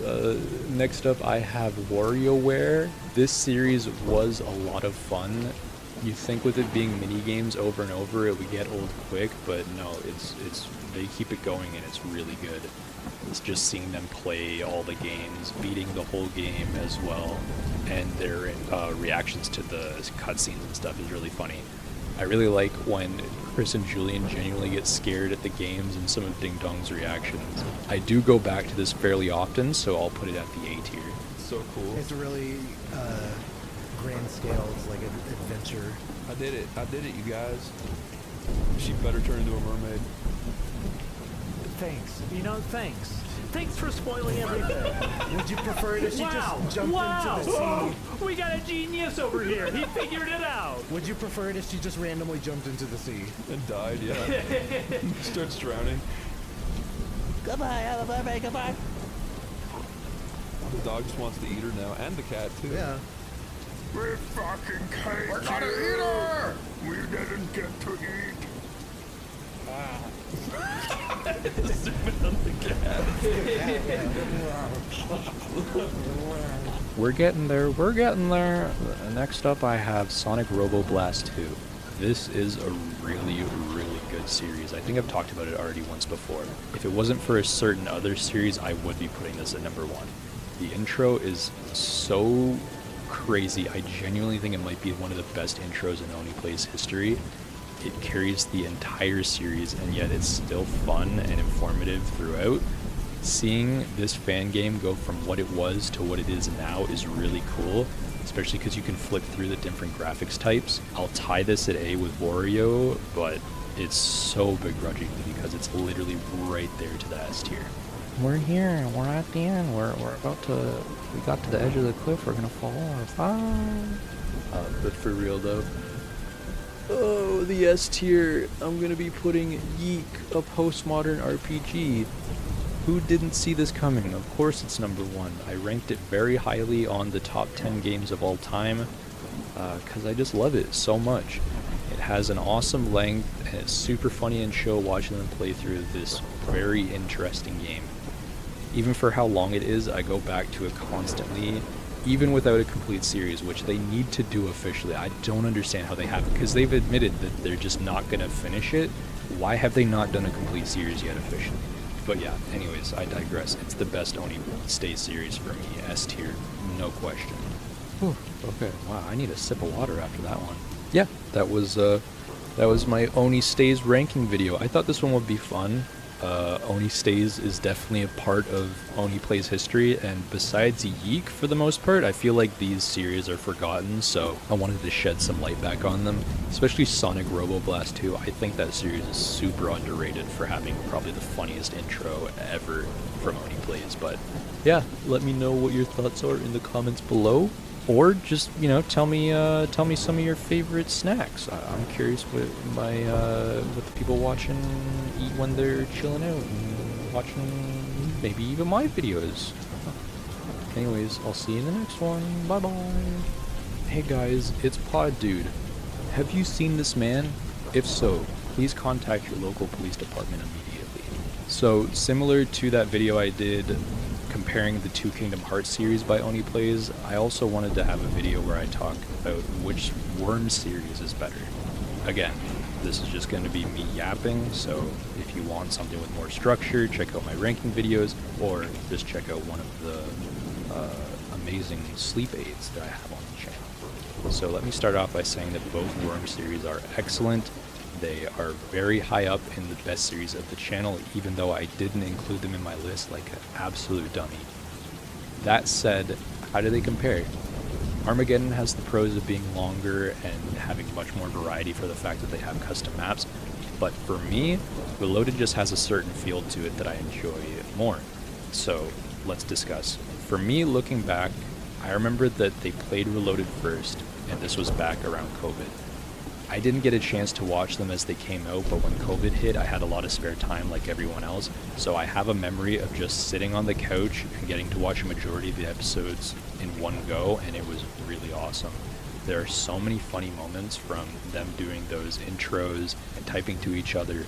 The first map where they mess up a bunch and get the hang of the game, that moment where Zach calls Tomar a stupid bastard, them reacting to all their names for the different worms, Chris messing up saying crates and calling them pigs, the channel awesome impressions, the game modes where they have the crazy crates and Chris and Zach getting mad at each other about their health. I also like the look of Reloaded more, which is a plus for me if I have it on in the background. If I tune in for a bit, it's nicer to look at. But yeah, so that's Reloaded. On to Armageddon. Thinking back, it started after they were done with Reloaded, and right away they had custom maps like the Markiplier Bieber Trumpet Guy one, the one Zach made with the hamster that had a backpack, the Black Baby one, the Hitler one. Too many to count. Then the moments were good too, with Zach saying Lyle will go absolutely wild if you give him a Mr. Pibb. I think Chris wiping Zach's team out in one turn. The final episode before they came back was also really funny, with Chris giving Tomar a hypothetical about Jaxie and him just leaving to go to the bathroom, and the whole episode being a metaphor for baldness. That said, I'm not remembering as many funny moments compared to Reloaded. So, brass tacks, I think in the end, Reloaded has style and more funny moments, but Armageddon has the map creation and length to counter it. It's very hard to say, and it might be disappointing, but I'm going to go with a tie actually. Personal bias, Reloaded edges forward very slightly for me, but if I'm going to make a non-biased final decision, I'd say they both bring strengths to the table that the other doesn't, so they're ultimately equal. If you can't decide to watch which one to watch, just watch both, bro. Okay. Those were my thoughts on which Worm series is better. Please let me know what you think. I feel like, personally, in my opinion, slightly liking Reloaded more, but giving it a tie objectively might be controversial. I feel like a lot of people prefer Armageddon over Reloaded, but yeah, let me know what you think in the comments. How many worms would you rate out of 5 for this video too? Share your thoughts below. Thank you! Hey guys, it's me, Poddude, and I hope they have another episode with JonTron one day. Please, oh please. In this episode, I'm going to be ranking every single Crash Bandicoot series from the channel, and that's only official games, so not that fan game they played for the Itch.io games, or the Crash PC game they played with Matt that one time. It's just official games. And to start things off, I'm going to be putting Crash 4 at the dead last spot. This game and series was just okay. It's nice to see them actually enjoy a new game, but that said, there's not much for bits, it's just them talking for the most part. Definitely feel that the series is forgettable, but the Lyle story about his old living conditions is interesting, and Dingodile swearing was pretty wild, but other than that, it's pretty much, yeah, you know. Anyway, so D tier. Next on the list, I'm going to be putting Crash 1 in the C tier. This series was chill for what it is. While I don't return to it often, rewatching it for this video, I think I'll definitely put it back into my rotation. There's not many bits, but the conversations are just, like I said, really chill, and they can be funny, so it's perfect to have on in the background while you're doing other stuff. That said, there is a lot of huffing and puffing about the controls, which I get. It just feels like they should have played this game first rather than Crash 2, because I feel that would have helped them. They also beat the game, and the series is a good length, so those are all positives, but there's a lot of competition, so I'm sadly going to have to put this at the C tier. Spiders, get the spitter. You got him already. How Crash gets with Nah. How Crash killed my parents. They were mean. I summon you.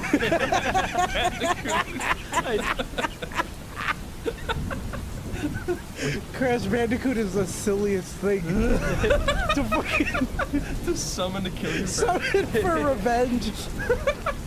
We confiscated your I son's call on diary. you, Crash Bandicoot, savior of the Wumpa Islands. Shit! The Thumpin' Wumpa. Thumpin' Wumpa. They changed the name of it. Next up, we have Crash 2. I know this is going to be controversial because this is one of the most classic series from oneyplays. I think this is where Ding Dong and Julian, that era, really started to take off. This one has a very deranged vibe to it in the sense that it feels like you should watch it late at night in the dark. I don't know why, but I get this feeling of 4 a.m. whenever I watch it.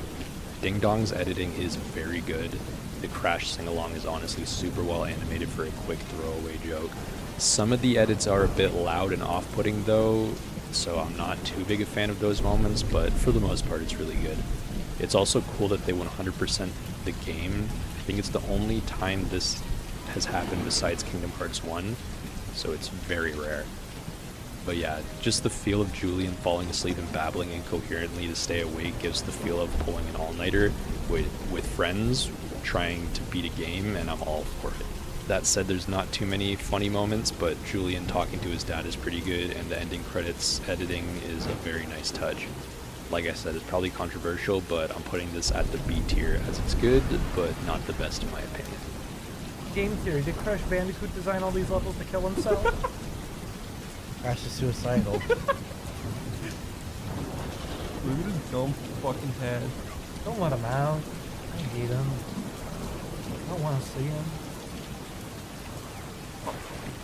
Why is Crash's friend a little floating mask? Voiced by Billy and Mandy. Game theory, is Crash Bandicoot's mask actually flying from Ed and Eddie? Game theory, is Crash Bandicoot actually Billy and Mandy in the same body? Dude, Yes. finally get it. Crash's mask is the prequel to Ed and Eddie's Crash's Plank. mask is actually Crash from the future. He was embedded into each plank of wood. Each feather represents a memory. Game theory, who placed all these boxes around for Crash to find apples in? Could it be Bowser from other video games? Did Pappy Roosin Sands put Crash Bandicoot in Undertale? Because after all, he's Ness. Did you ever notice that Crash is an anagram for Sark? It's an anagram for Rash. See? Oh my god, I almost spat everywhere. See? Rash. It's like seafood. You're gonna do which level? That's why he has the slide in this game, because he's giving himself a rash. Alright, next up is Wrath of Cortex. Let me start by saying that I agree with the boys that this game is fucking ugly, bro. Holy shit, it is so harsh on the eyes to watch. Alongside them, I was also reacting poorly to seeing how bad the characters look. The series is decent. It's a 2017 Ding Dong and Julian series, which is always nostalgic, but it's a lot of just talking. So good for background noise, but not much for bits. Maybe a joke here and there, and that's it. But then episode 5 came around, and it had the Kickstarter I'm a Boy bit. I completely forgot that this was the series that had that bit. And then also Oney's Balonies, and hello, I'll kill you. Yeah, near the end, Ding Dong flat out rage baits Chris in a water level, and that's also really good. So, all in all, the later half carries the series, but I'll also put this at the B tier because of that. Next up, we have the Crash Team Racing remake. This series is really good. Is the guys just chilling, playing the game, and having fun? You can tell Chris is really having fun with it, and they're all impressed with it being a remake. It's a lot of fun seeing them just get into the game when Chris is getting really close to the end of a race. The game is also very beautiful to look at, so it makes it very good to have on the side monitor when you're doing something on your main one. There are also really funny talks to help keep your mind busy. The boys are riffing. They're riffing, bro. They're riffing. That said, you can tell it's 2019 because some of the stuff they're talking about is pretty raunchy, and they reference Pro Jared, which is crazy. It is funny that Lyle genuinely cared Chris was getting too angry at the game, and the Mobility Mary edit is also really good. They also beat the game, which isn't crazy or anything, but on this channel it's still satisfying to see. So I'm going to be putting it at the B tier, very close to breaking the A tier. And next we have the Crash Insane Trilogy. This is another really good series. It's almost 4 hours and it's just the boys hanging out, playing a game and shooting the shit, which is all the reason why the Ding Dong and Julian era was so fun and chill. The Tana joke, them talking about the little boy who asked Santa to save his life, and Julian tickling Chris's love handles with his toes, it was all just an excellent start to the series. There is a bit of lull in the middle during Crash 2, and they even bring it up because they've already played it, but by Crash 3 things pick up again, and it feels like even though they're running on fumes, the humor becomes unhinged and it's really funny, so I'm putting this in the A tier. No, that looks really nice, I gotta say. They picked good colors for this area. It reminds me of my home. When it was burned to the ground. By Let's Players. By Red Hot Pipes. You're on your home planet. Let's Players destroyed my home planet, so I came here to do Let's Plays. I'm infiltrating enemy lines. You want to learn the way. Oh, they invaded. They invaded your planet. They could afford it. They came down in a giant pink mustache and ruined it. They were really unfunny while doing it. If we ever get super duper big, let's buy a mansion and put big statues of ourselves at the front door. Dick front door. And when you walk up to them, you can say, "Let me in," and then they smoosh you. They'll use their big robot. It'll be like in Resident Evil 4. They put down one giant finger and they go. The little hologram girl shows up and says, "You're going to die here." The robot statues all look at you and say, Trivia from our Let's Play. What did the man run in and do? Oh, stinky doo-doo.